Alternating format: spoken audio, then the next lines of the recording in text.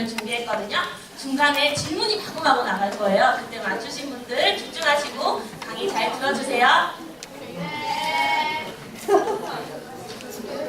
네, 수원지역 청소년 여러분 반갑습니다. 저는 방금 소개를 받은 청소년 대한사랑 회장을 맡고 있는 송영대입니다. 반갑습니다.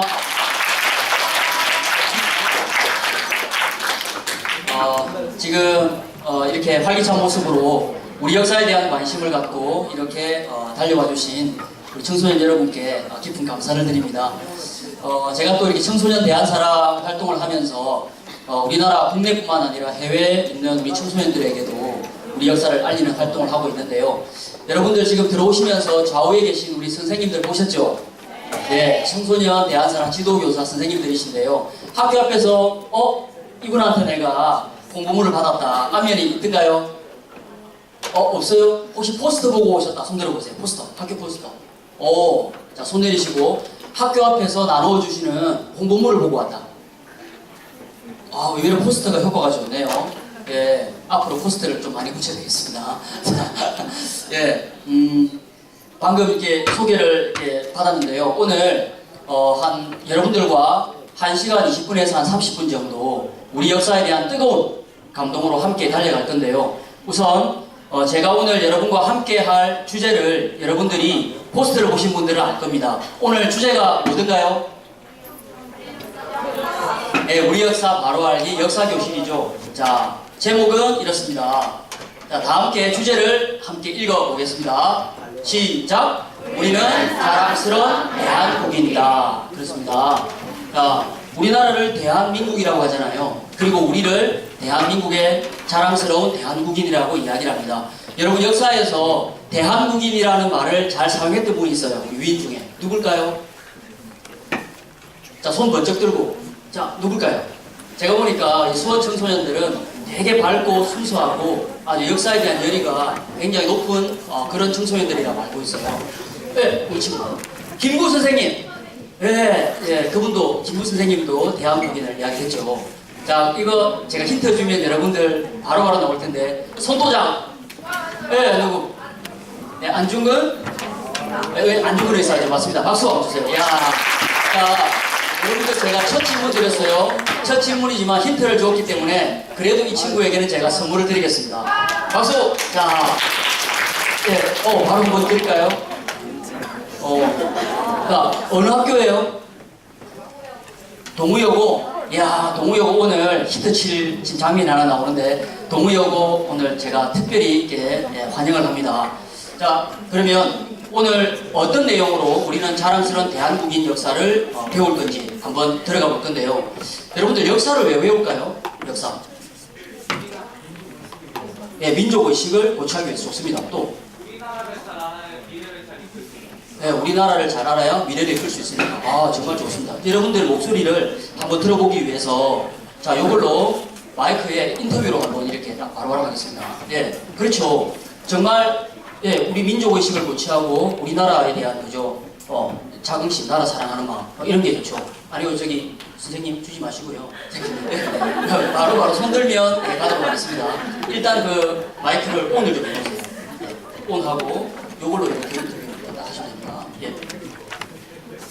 그렇죠. 자, 근데 지금 이러한 목적도 좋지만 사실은 지금 제가 파악을 한번 해볼게요. 중학생 손 들어보세요. 중학생. 중학생 많습니다. 30, 30. 됐습니다. 손 내리시고요. 고등학생이다. 손 들어보세요. 고등학생이 월등히 많습니다. 자, 손 내리시고, 나는 학부모로 왔다. 손 들어보십시오. 학부모. 어머니. 자, 어머니 두 분께 박수 한번 주세요. 이야. 자, 손 내리고, 초등학생을 우습게 보지 마라. 나는 동생이지만 따라왔다. 손 들어보세요. 그렇군요. 역시, 중고등학생 청소년을 위한 역사교실이라고 해서 우리 어린이들은 안 왔나 봅니다. 혹시 대학생 있나요? 네, 상주를 했더니 없군요. 자, 좋습니다. 여러분들이 이제 중학교, 고등학교 올라가서 이제 졸업을 하면 대학을 가든 사회에 이제 취업을 하든 이제 진로를 결정해야 되잖아요. 그런데 지금 우리 사회에서 갑자기 역사가 굉장히 인기가 높아진 두 가지 이유가 있습니다. 하나는 뭘까요? 사극. 예, 맞습니다. 사극 어떤 예, 드라마 좋아해요? 저 마이크 한번 갖다 대주시죠. 예, 어떤 드라마? 이 친구 자꾸 이게 뭔가 이제 낚시질을 자꾸 하는데 하나 거리를 해야 되는데 한번 보겠습니다. 예, 태양사신기나 아니면 종홍 뭐 그리고 대조영이요. 예, 다 보신 거예요? 다 보지 못했고 예. 일부만 봤어요. 아, 일부만 봤어요. 본인이 제일 예, 감동적이었던 역사 드라마 사극 뭐가 있었어요? 대조영이요. 아, 대조영. 예. 어느 학교예요? 송정보과학고등학교 몇 학년? 고2 1년? 2학년? 와, 근데 얼굴이 중학생 같아요. 절대 동안입니다. 야, 예, 너무 순수하네요. 예, 우리 친구 한번 이야기해볼까요? 예, 어떤 드라마, 자, 역사를 갑자기, 예, 관심을 갖게 된 이유, 뭘까요? 저는 마찬가지로 미디어 콘텐츠 영향이 되게 컸다고 생각을 해요. 요즘 명량이 엄청 인기가 많았잖아요. 그렇죠. 그리고 박스오피스 1위도 계속 연속적으로 했고 그게 가장 영향이 컸다고 보고 그 다음에 정도전 같은 사극 드라마는 그 역사적인 사실을 최대한 왜곡 없이 했다는 걸로 유명한 작품이라고 그러더라고요. 저도 시험 끝나고 계속 봤던 작품이라서 되게 인상 깊었던 것 같아요. 예, 역사에 관심이 많으니까 역사 드라마도 이렇게 아주 관심 있게 보는 것 같아요. 나중에 우리 친구는 마치고 오늘 전체적으로 역사 교실을 한번 듣고 난 뒤에 내가 어떤 오늘 느낌, 감동을 받았는지 인터뷰를 한번 좀 했으면 좋겠습니다. 나중에 해주실 수 있죠? 예, 좋습니다. 몇 학년이세요? 고2. 혹시 동의여고? 아니요. 어느 학교예요? 네. 예. 용인 성지고등학교? 혹시 제가 알아요? 저 저번에 나눔했지 예. 체험 활동할 때 여기 관련하신 분이 직접 그 봉사활동 관여하셔가지고 예. 용인에서 여기까지 왔네요. 자, 우리 박수 한번 칠까요? 제가 올 초에 서울에서 그 코엑스에서 국제 도서전을 했었는데요. 그때 우리 대한사랑으로 이렇게 역사 활동하는 자원봉사를 갔다 왔는데 그때 용인에 여고 2명이 이렇게 와서 이제 대한사랑 소개를 받고 역사에 굉장히 관심 있다 했는데 오늘 한번 오라고 제가 초대를 했는데 왔는지는 모르겠습니다. 예, 이따가 한번 제가 확인해 볼게요. 자, 그러면 빨리빨리 한번 넘어가 볼게요. 자, 우리가 역사에 대해서 갑자기 관심 있는 이유는 뭐냐면 지금 현재 우리나라에 이건 좀 제가 조금 이따 말씀드리고요. 자, 예, 우리나라 대기업이 역사 교육을 시키고 있습니다. 들어보셨죠? 예, 입사를 할 때 면접을 역사로 봅니다. 인문 교양을 이렇게 보는데요. 그 중에서도 특히 역사에 대한 인식이 있는지를 테스트를 합니다. 자, 현대하면 뭘 잘 팔아요? 자동차죠. 삼성하면 핸드폰이죠. 자, 그래서 전 세계에 자동차와 휴대폰을 파는데 한국에 대한 이미지를 굉장히 좋게 갖기 위해서 한국이 어떤 나라다라는 것을 이야기를 통해서 역사를 통해서 스토리텔링을 한다고 합니다. 자, 그리고 또 지금 우리 사회에 여러 가지 젊은 사람들의 문제가 많이 일어나고 있으니까 어때요? 인성에 대한 것, 역사에 대한 소양이 있느냐, 그것이 사회생활하는데 아주 중요한 관건이 된다라고 해서 역사 교육을 시키죠. 그럼 여러분들 대기업 가고 싶잖아요. 내가 사회에 나가서 중요한 어떤 직업을 갖고 싶은데 거기에 가면 반드시 뭐래요? 역사를 이제 필수로 알아야만 내가 그 좋은 회사에 들어갈 수 있다는 거예요. 또 하나는 힌트 나왔죠. 역사가 그동안 어떤 과목이었어요? 선택 과목이었어요. 그러다가 이제 뭐로? 필수로 바뀌었죠. 그러면 지금 몇 학년부터 한국사 필수 과목으로? 고1이죠. 고1 손 들어보세요. 자랑스럽습니다. 맞죠? 네, 박수 한번 주세요. 야, 그동안 선택 과목이었기 때문에 해도 되고 안 해도 된다고 생각했지만 제가 다른 지역에 가면 고1 손 들어보세요 하면 손 들면서 어떻게 하는 줄 알아요? 아이고 내가 왜 이렇게 힘들게 시험을 치어야 되나 이런데 수원 친구들은 발도 웃으면서 고2 이렇게 했어요. 되게 정말 멋있습니다. 수원은 진짜 역사의식이 있는 것 같아요. 자, 그리고요, 그러면 이렇게 역사가 갑자기 두각을 내고 있는데요. 그럼 내가 좋아하는 역사 인문. 자, 예, 누구 좋아했어요? 대조영, 고주몽, 예. 예. 아까 나왔던 우리 친구하고 같이 이렇게 드라마 이렇게 많이 보신 것 같아요. 아닌가요? 예. 역사책 그런 거에서 많이 봐가지고요. 예. 누구를 가장 존경했어요? 하세요. 주모. 아, 어떤 면에서? 그냥 활 잘 쏘고 하셨어요. 예. 멋있어요? 예, 좋습니다. 네, 지금 우리가 또 아까 영상에서 이렇게 그걸 많이 보여줬다고 하지만 실제 영화나 드라마에서 우리가 더 역사에 대한 관심을 갖도록 그렇게 많이 영향을 주고 있죠. 자, 그런데 어른들이 좋아하는 자 역사위인 1, 2위가 있어요. 누군지 아세요 혹시? 이순신 장군, 세종대왕. 네, 세종대 나왔습니다. 또? 네? 또 누가 있을까요? 신사임당이라고 합니다. 아, 네, 그렇죠. 맞습니다. 여러분들 상상을 했던 그대로입니다. 자, 네, 이건 이제 제가 재밌게 예, 한 거고요. 자, 진짜 한군이 가장 좋아하는 1위가 누구다? 이순신. 맞습니다. 이순신. 자, 여러분, 방금 아까 우리 친구한테 들었지만, 명량이 대히트를 쳤잖아요. 1,500만 관객을 동원했습니다. 한국의 어떤 영화 사상 굉장한 히트를 치면서 역사의 그 기록을 갈아치웠죠. 자, 근데 여기는 어딜까요? 광화문 광장 가보셨죠? 광화문 광장에 딱 뒤에 있는 임금님이 계셨던 경복궁을 지키면서 이렇게 예, 딱 칼을 들고 나라를 딱 지키는 그런 모습으로 서 있는 이순신 장군님의 모습이죠. 그런데 이 명량 속에 여러분 우리가 학교에서 배운 내용뿐만 아니라 학교에서 배우지 못했던 놀라운 뿌리 역사의 이야기가 들어있습니다. 자, 그것이 어떤 내용인지 잠시 명량의 일부 아주 짧게 보여드리면서 이어가 볼게요. 자, 명량 대부분 다 보셨어요? 네. 네, 신난다 이건가? 자, 한번 들어가 봅시다. 자, 불 좀 꺼주세요. 적산이 이미 200척이 넘었습니다. 무역 1만이 죽었어. 이 싸움은 불가합니다.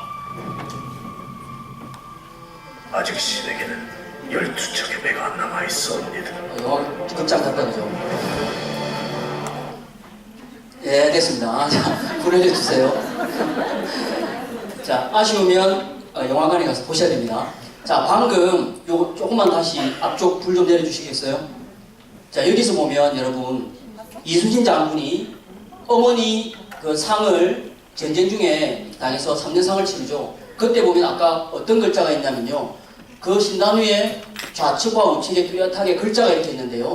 천산의 밝은 태양, 밝은 광명, 환이다 라고 이렇게 나와 있고요. 그리고 그 항상 전쟁에 나갈 때 치우천왕에게 제를 지내고 그 적선을 부수는 바로 그 함선 우리 그 배 앞에 뭐가 있어요? 이렇게 도깨비 모양의 치우천왕의 상징을 박아놓고 이렇게 가서 적선을 부수고 있습니다. 자, 그럼 우리는 치우천왕 여러분 어디서 들어봤어요? 이 친구 하나 드디어 뭔가 건질 것 같습니다. 자, 여러분 기대합시다. 치우천왕 어디서? 네? 인터넷에서 아, 예. 만화나 인터넷 어디? 역사 관련해서 예. 아, 이 남자 두 친구가 오늘 지금 계속 바로 한번 물어볼게. 어디서? 중국 역사에서 나오는 마귀일종 아, 예. 중국 역사에서 마계일종. 자, 우리 이 친구 조금만 더 정확하게 중국 신화에서 나왔어요. 예. 누구라고 나왔죠? 영재랑 예. 좀 비슷한 것 같은데 일단 여러분들이 여기저기서 조금은 보셨죠. 근데 지금 방금 말한 그 부분에 보면 뭐라 나와요? 신화로 나왔고 그죠? 중국 역사에 나왔다고 그랬잖아요. 그런데 왜 그 사람을 이순신 장군은 저렇게 죄를 모시고 승리를 기원하고 그렇게 나가서 이렇게 싸움에 임했을까요? 저분은 우리의 조상입니다. 우리 민족의 뛰어난 영웅이자 배달국의 황제였던 겁니다. 신화가 아닙니다. 그리고 실제로 여기 보시면 고조선 이전의 뿌리 역사를 우리가 일제시대 때 왜곡당하고 잃어버렸기 때문에 그 시대를 몰라서 그래요. 근데 중국 입장에서는 저분이 너무 유명하고 중국에게 위협적인 존재니까 좋게 표현했을까요? 나쁘게 표현했을까요? 나쁘게 표현했죠. 중국에서 우리 민족, 동이족의 위대한 어떤 활약상들을 다 그렇게 바꾸어서 자기들의 역사 컴플렉스로 그렇게 신화로 둔갑해버린 겁니다. 그래서 도깨비로 만드는 거죠. 자, 그리고 이 치우천왕을 모셨던 그 제가 있어요. 그것이 뭐냐면 둑제라고 합니다. 그래서 항상 전쟁 나가기 전에 제를 올리고 승리를 기원했는데요. 이 둑제를 올리고 난 뒤에 대장선에는 뭐가 있었냐면 대장이라고 하는 것을 갖다가 상징하는 깃대를 딱 이렇게 꽂았는데 그게 뭐다? 둑기입니다. 어른들은 압니다. 이 둑제를 모셨던 사당이 있었어요. 그 사당이 둑신사라는 곳인데요. 서울에 실제로 뚝섬에 둑신사가 있었어요. 그래서 뚝섬이 둑제, 둑신사에서 온 이름입니다. 유물은 파괴되고 사라졌지만 뭐는 남아있어요? 이름은 남아있는 거예요. 풍속은 남아있는 거죠. 그래서 여기서 나온 또 힘, 한국인의 저력, 우리가 끝까지 버티면서 반드시 이겨내는 뒷심, 그걸 무슨 힘이라고 그래요? 뚝심이라고 들어보셨어요? 그게 바로 지우천왕의 이 둑제와 관계되는 지우천왕에서 나온 언어입니다. 그러니까 우리는 잃어버린 게 아니라 다만 찾지 못하고 있는 거죠. 물론 잃어버렸죠. 그러나 그들이 왜곡하고 잃어버리게 만든 걸 우리가 그대로 사실 역사를 모르니까 동조하고 있는 겁니다.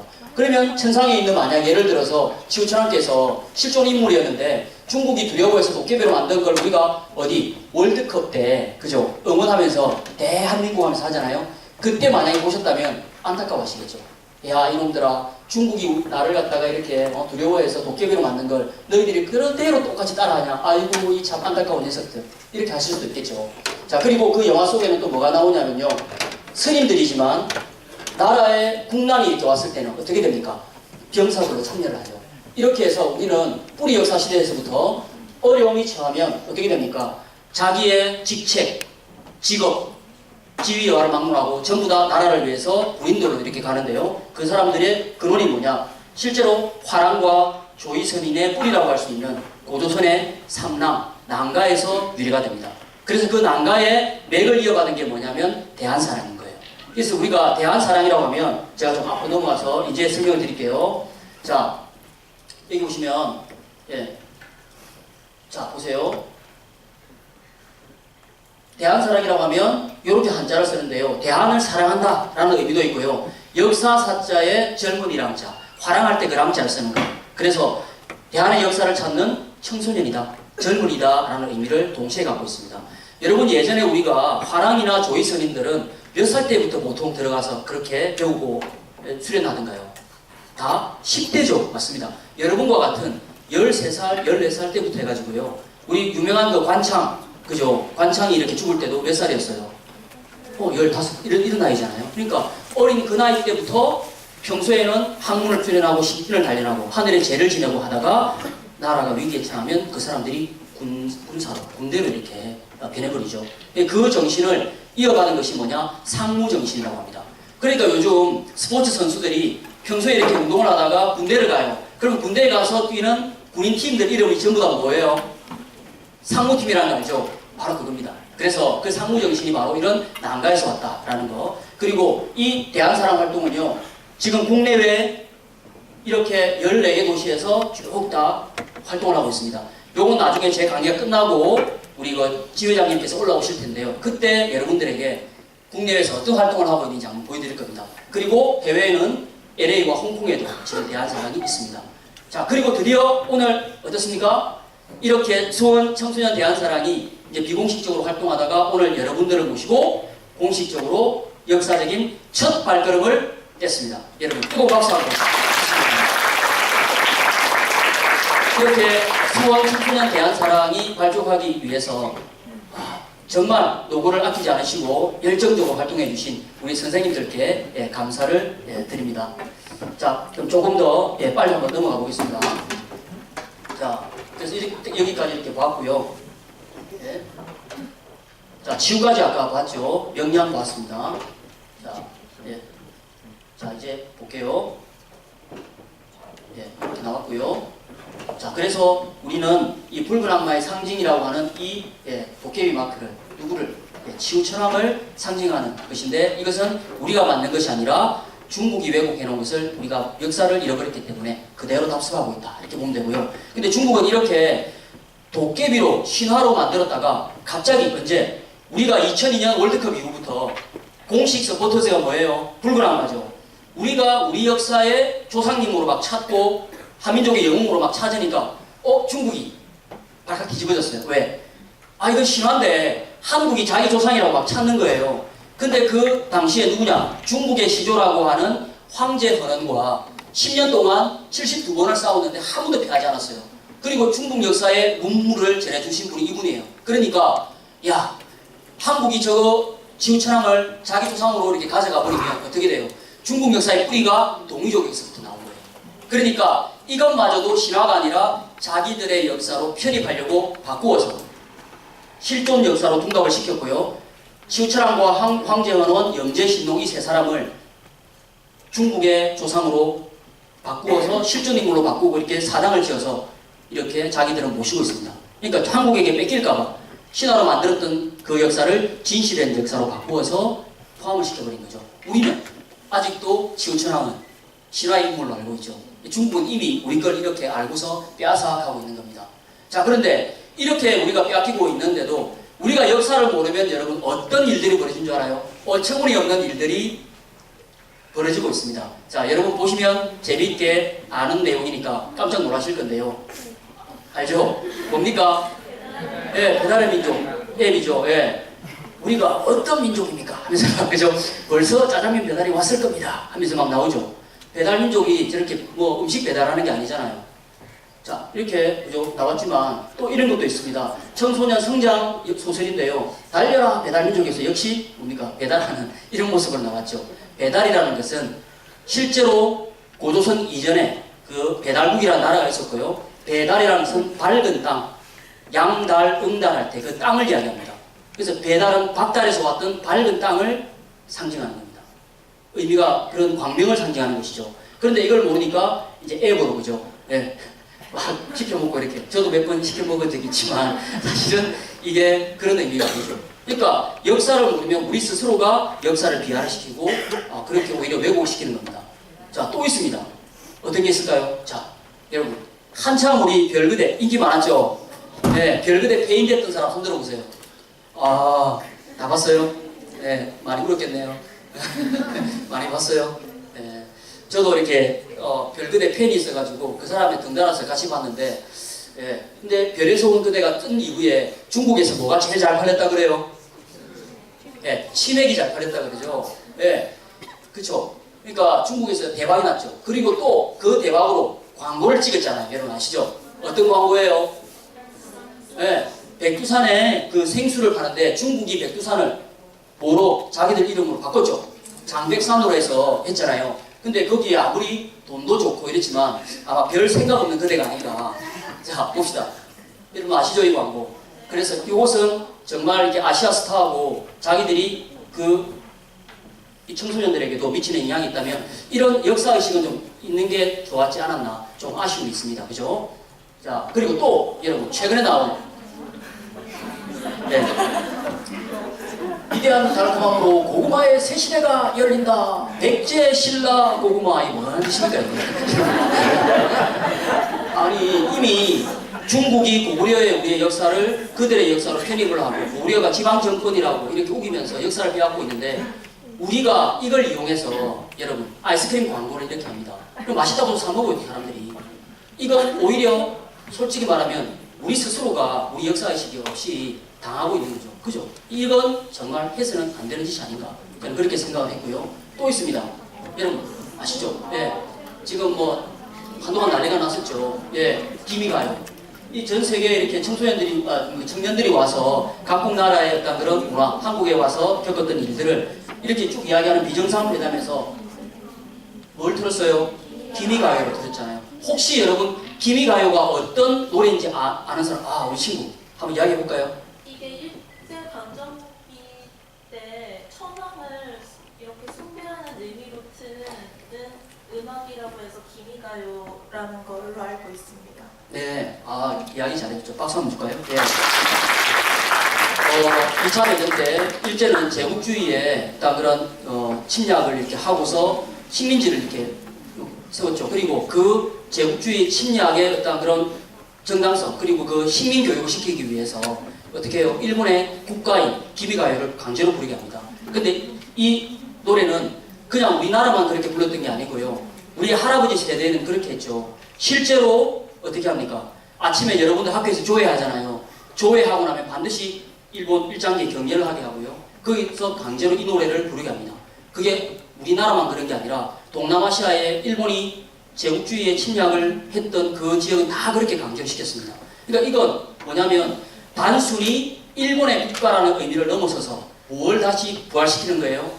일본이 제국주의를 다시 부활하고 군국주의를 부활하는 것을 그대로 시키는 겁니다. 그래서 지금 2차 대전 이후에 일본이 패망하고 저 노래를 못하게 했어요. 이게 사라졌습니다. 그러다가 다시 일제야용이 일본이 지금 제2의 군국주의를 부활하면서 99년도에 법제화시켜서 지금 통과를 시키고요.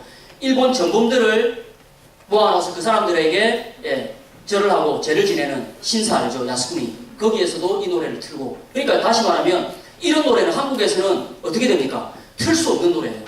우리를 지배하고 그토록 우리를 짓밟았고 우리에게 상처를 주고 너무나 민족적인 사실은 아픔을 주었던 그 노래가 버젓이 일본 사람을 이렇게 그죠? 출연한다고 해가지고 그걸 틀어요. 그건 정말 생각이 없는 그런 짓이었죠. 그래서 사과를 했지만 네티즌들이 분노를 하죠. 어떻게 우리나라에서 이런 노래를 틀 수가 있냐? 이 방송 폐지해라. 그러니까 우리 스스로가 역사의식이 없고 과거를 잊어버리면 뭐가 없다 그래요? 과거를 잊은 민족에게 미래는 없다 그러잖아요. 모르니까 우리 스스로가 우리를 자꾸 이렇게 만드는 겁니다.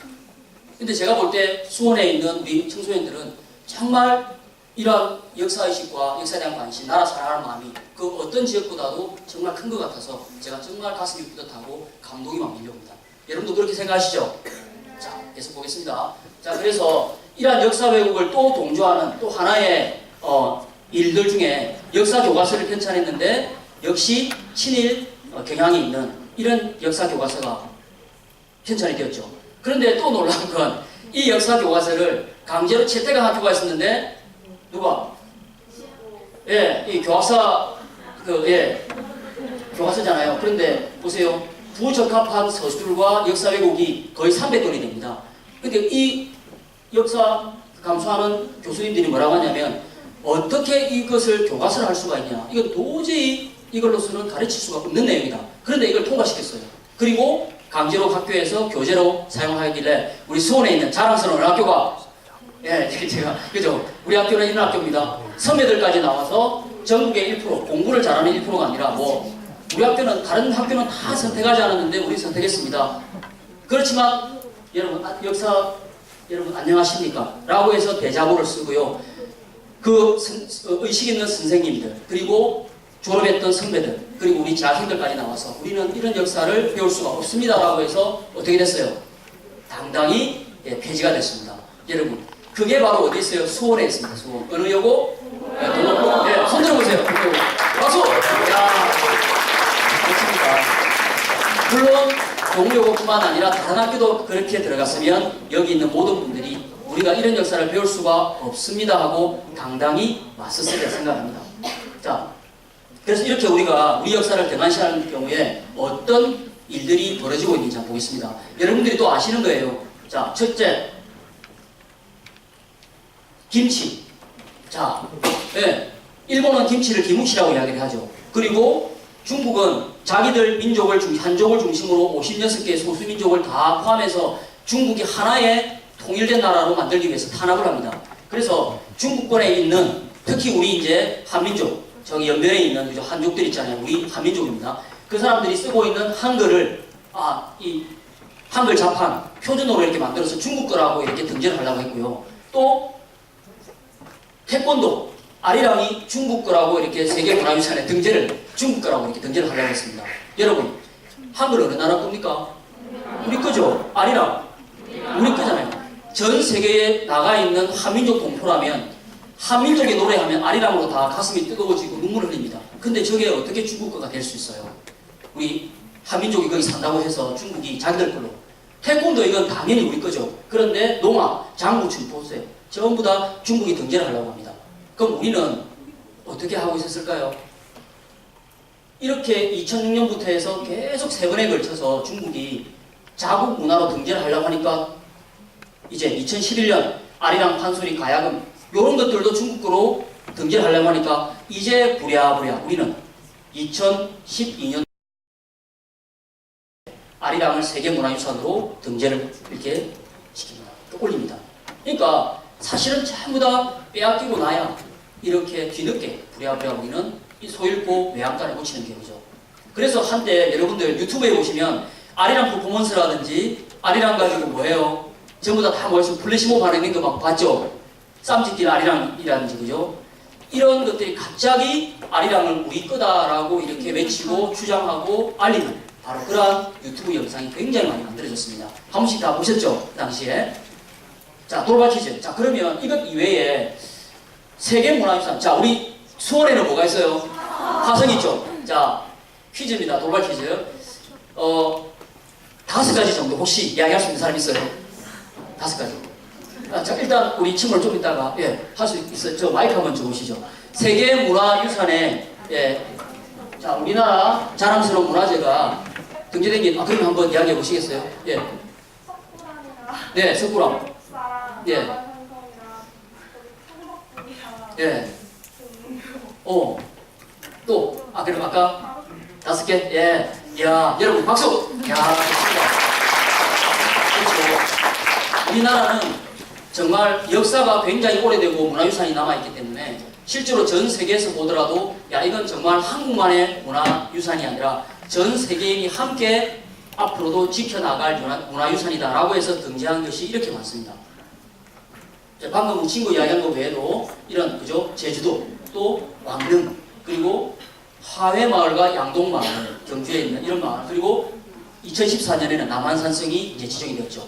그리고 이 뒤에 이제 다시 추가로 2016년도에 등재를 하려고 했던 게 뭐냐면 한양 서울에 있는 도성이죠. 궁궐 요것을 세계문화유산으로 이제 제출을 하려고 준비를 하고 있다고 합니다. 그러니까 우리는 이런 무한 역사와 자랑스러운 문화유적을 갖고 있는데요. 그러면 한국이 볼 때 역사가 짧은 나라인 것 같아요? 긴 나라인 것 같아요? 굉장히 긴 나라죠. 그래서 우리는 세계 사람들이 보더라도 깜짝 놀랄 만한 이러한 것을 가지고 있습니다. 친구, 어느 학교예요? 난 깜짝 놀랐어요. 교장 선생님이 지금 하는 줄 알았습니다. 동무여고, 우리 이 친구 지금 발표 했죠. 그래서 선물 주도록 하겠습니다. 동무여고 대표로 받아가신 겁니다. 자, 그런데 우리가 이렇게 우리 역사를 등한시하고 있을 때 중국은 아까 다 편입시켰다 그랬죠. 이미 중국에서는 웅녀상까지 연변 길림성에 이렇게 세웠습니다. 여기 사람들 보이시죠? 얼마나 큰지 한번 보세요. 여러분 우리 역사에서 웅녀하면 어느 시대에 나와요? 고조선의 역사에 나오죠. 그 웅녀상을 자기 역사에 편입을 시켰고요. 옆에 실제로 곰과 호랑이도 이렇게 동상을 세워놨어요. 저도 그렇게 생각합니다. 자, 그리고 또 해외에도 잘못 소개되어 있기 때문에 지금 K-POP 열풍을 타고요. 한류 열풍을 타고 영국 문화원에서는 대형 박물관에서 1년에 한 번씩 우리 한국에 대해서 알고 싶은 해외 청소년들에게 우리 역사와 문화를 소개하는 그런 행사를 하고 있습니다. 그래서 대형 박물관에 가서 아시아 역사를 이렇게 가르치는데요. 중국, 그다음에 이게 뭐죠? 사우스, 자, 이스트, 아시아, 그다음에 뭐 이슬람, 중동 뭐 이런 게 있잖아요. 있는데 여기에서 한국관이 이렇게 따로 있어요. 그러니까 한국이 얼마나 이제 해외에 열풍이 불고 있는지 알 수 있잖아요. 그런데 놀라운 것은 전 세계 모든 사람들이 가장 많이 간다는 박물관, 무슨 박물관? 대형 박물관 1위에. 근데 그 대형 박물관에 한국관에 가보니까 여러분 보세요. 자, 이 조금 흐리죠. 중국과 우리나라와 일본 연표를 비교해놨어요. 그런데 여기가 뭐냐면 삼국이다가 나옵니다. 쓰리 킹덤, 우리 삼국시대거든요. 자, 그리고 삼국시대 이전에는 아이언에이지, 철기, 브론즈에이지, 청동기 나라가 없어요. 근데 여기 중국과 일본은 나라가 있죠. 우리나라는 없습니다. 희한하죠. 여러분들이 앞으로 이제 세계사에 나가서 이런 친구들을 만나면 여러분들이 우리의 뿌리 역사를 이야기를 해주고 저건 잘못되었다라고 소개를 해주셔야 됩니다. 전 세계 사람들은 저렇게 알고 있을 거 아니에요. 그죠? 우리 역사가 우리나라뿐만 아니라 해외에도 지금은 저렇게 한류 열풍이 불면 뭐예요? 역사를 잃어버리고 잘못 소개되고 있는데요. 그걸 여러분들이 바로잡아주는 세계사의 주역들이 되셔야 됩니다. 자, 그럼 우리가 알았던 역사, 여러분 잘 알고 있는 거 한번 살펴볼게요. 우리는 뿌리 역사가 어느 나라라 그래요? 고조선이죠. 자, 거꾸로 가보겠습니다. 지금 나라 이름이 뭔가요? 대한민국이죠. 그 앞에는? 자, 불 조금 내려주시겠어요? 대한제국. 그 앞에 조선이죠. 조선 앞에? 우리 앞에? 그렇죠. 남북조 시대. 목소리가 점점 작아집니다. 자, 그 다음에 그 앞에 네, 삼국과 가야까지 하면 사국시대라고 하죠. 그 앞에 네, 목소리 안 놉니다 이제. 자, 뭐예요? 거꾸로 하니까 잘 모르겠죠. 이러한 열국시대가 있습니다. 그 앞에 그렇죠. 당군조선이죠. 고조선이죠. 그런데 우리가 이런 역사를 보면 아까 명량에서도 봤듯이 뭔가 우리는 고조선에서부터 시작했다고 하지만 그 앞에 뭔가는 모르겠지만 나라가 있던 흔적이나 그런 것들을 알 수가 있는데 못 배웠다는 거죠. 자, 그럼 오늘 자랑스러운 대한국민의 이 역사 교실에서 여러분들이 알아야 될 것은 뭐냐면 나는 어디서부터 왔는가? 왜 우리가 전 세계에 이런 한류 열풍이 불고 한국이 자랑스러운지를 그것을 아는 나의 정체성을 찾는 바로 그 시간이 되겠습니다. 자, 학교에서 배웠던 우리 고조선의 대표적인 유물 뭐예요? 동방을 비타는 동거. 그렇죠. 아, 백과사전이네. 자, 우리 시 친구 도저히 안 되겠습니다. 선물 하나 드릴까요? 자, 박수. 예, 자, 우리 친구. 선물 하나 드릴게요. 그리고 고조선의 가장 대표적인 청동기 유물이라면 여러분 뭐예요? 그렇죠. 비파형 동검이죠. 중국 역사 그쪽 유적에는요 비파형 동검이 안 나옵니다. 그렇죠. 우리 한민족의 이러한 고대사와 연결되는 이 흔적에만 이런 비파 모양의 동검이 나옵니다. 근데 저걸 가지고 예를 들어 싸우면 저걸 가지고 뭐 이렇게 잘 잘라지거나 이렇게 될까요? 그렇죠. 맞아요. 어떤 제사나 정치적인 어떤 그런 군장의 위상을 나타내는 어떤 그런 상징적인 검이었죠. 자, 그리고 또 하나. 이 고조선의 대표적인 유적을 이렇게 봤지만요. 사실은 세계 사람들이 우리 고조선을 봤을 때 깜짝 놀라는 게 있습니다. 5,000년 이상 된 유적이 있다는 거예요. 뭐예요? 고인돌. 맞습니다. 그리고 또 이게 있습니다. 여러분들 압니다. 그렇죠. 네, 피라미드 맞아요. 피라미드 형식이죠. 그렇죠. 전 세계에 우리가 알고 있는 이집트 기자의 피라미드 보면 위가 어떻게 되어 있어요? 뾰족하죠. 그런데 그거보다 더 오래된 전 세계의 원형 문화에 보면 피라미드 꼭대기가 뾰족해요, 평평해요? 평평하죠. 잉카나 마야, 그다음 그쪽도 그렇고 그죠? 다 고대 유적에는 그렇게 평평한데 그 위에서 뭘 했을까요? 그렇죠. 제사를 지냈겠죠. 이거 누가 축주했다고 해요? 네, 초대 단군 할아버지가 삼남성을 쌓게 하고 거기에 하늘에 이렇게 제를 지내는 제단을 이렇게 쌓았다는 거죠. 그래서 우리가 전국체전을 할 때 어디서 저기에서 이렇게 여러분 나이와 같은 강화 여상 그 청소년들이 칠선녀처럼 이렇게 선녀복을 입고 막 춤을 추면서 체화를 하고 전국에 이렇게 성화 봉송을 해요. 그리스에서 이렇게 아테네 올림픽 시작을 할 때 성화 봉송하죠. 그건 어디서 체화를 하던가요? 그렇죠. 아테네 어디? 그것도 역시 아테네 신전, 파르테논 신전 그쪽 신전에서 하죠. 예. 그래서 마찬가지로 고대에는 하늘과 소통했던 문화가 있었는데 그 유적 중에 지금도 저렇게 거의 원형대로 남아있고 저렇게 하늘과 소통했던 문화가 우리나라에 있다는 겁니다. 그리고 방금 여러분들이 이야기하셨던 고인돌이에요. 고조선은요 고인돌 왕국이었습니다. 여러분 아시죠? 자, 고인돌의 뜻이 뭘까요? 제사장이 죽으면 그렇죠. 예, 맞아요. 우리 이 친구가 아주 진짜 간단하게 이야기했습니다. 요건 순 한글이죠. 고여 있는 돌입니다. 고여놨다는 거예요. 자, 그래서 이 근데 고인돌의 무게가 가벼워요. 장난이 아니에요. 장난 아니죠. 그러니까 사람들이 막 수백 명, 수천 명 있어가지고 다 끌고 이렇게 막 하고 이렇게 해서 빼내고 막 이렇게 하잖아요. 그래서 이건 뭐냐면 정치적인 군장의 힘이 그만큼 강했다, 컸다, 그걸 나타내는 건데요. 근데 이 고인돌이 전 세계에서 가장 많은 나라가 어느 나라예요? 이거 우리나라라는 거예요. 자, 보세요. 이거 불 조금만 내려주시겠습니까? 여러분, 전 세계에 고인돌이 5만 개 내지 평균 자금이 그렇지만 6만 개 정도가 있다고 그래요. 근데 이 6만 개 중에 고인돌의 몇 프로가 우리나라에 있어요? 60에서 80%가 우리나라에 있는 거예요. 그리고 여기 보세요. 한국만 해도 3만 개가 있어요. 북한하고 다 합치면 그렇죠. 러시아도 2,400개. 그러면 전 세계 고인돌의 반 이상이 우리나라에 있다. 이상하단 말이에요. 여러분들이 교장 선생님 마이크 사용하지 말아 하세요. 자, 전 세계에 고인돌의 반이 있다 그러면 우리나라 역사책을 여러분들이 한국사 배우잖아요. 그럼 저만큼 강력하고 큰 힘을 가졌다면 고조선의 역사책에서 얼마 정도 나와야 될 것 같아요? 그렇죠. 지금 우리 한국사 상황은 다 합쳐도 모자랄 정도의 그런 게 뭔가 있어야 되지 않겠어요? 그런데 지금 여러분들이 이제까지 배웠던 고조선에는 몇 장 나와요? 한바다, 달랑 많아봐야 한 장. 있었던 뭐 흔적이나 법 뭐가 있어요? 뭐 팔족법. 팔족법도 다 나와요, 안 나와요? 다 나와요. 그런데 나중에 팔족법이 온전히 다 나오는 역사책이 있습니다, 여러분. 그것을 여러분들에게 말씀드릴 겁니다. 그리고 그 역사책에 시우천왕에 대한 이야기가 처음으로 나옵니다. 자, 그래서 이건 뭔가 이상하다는 거예요. 그럼 우리가 배우지 못했던 고조선과 고조선 이전에 뭔가 위대했던 역사는 없었을까? 있습니다.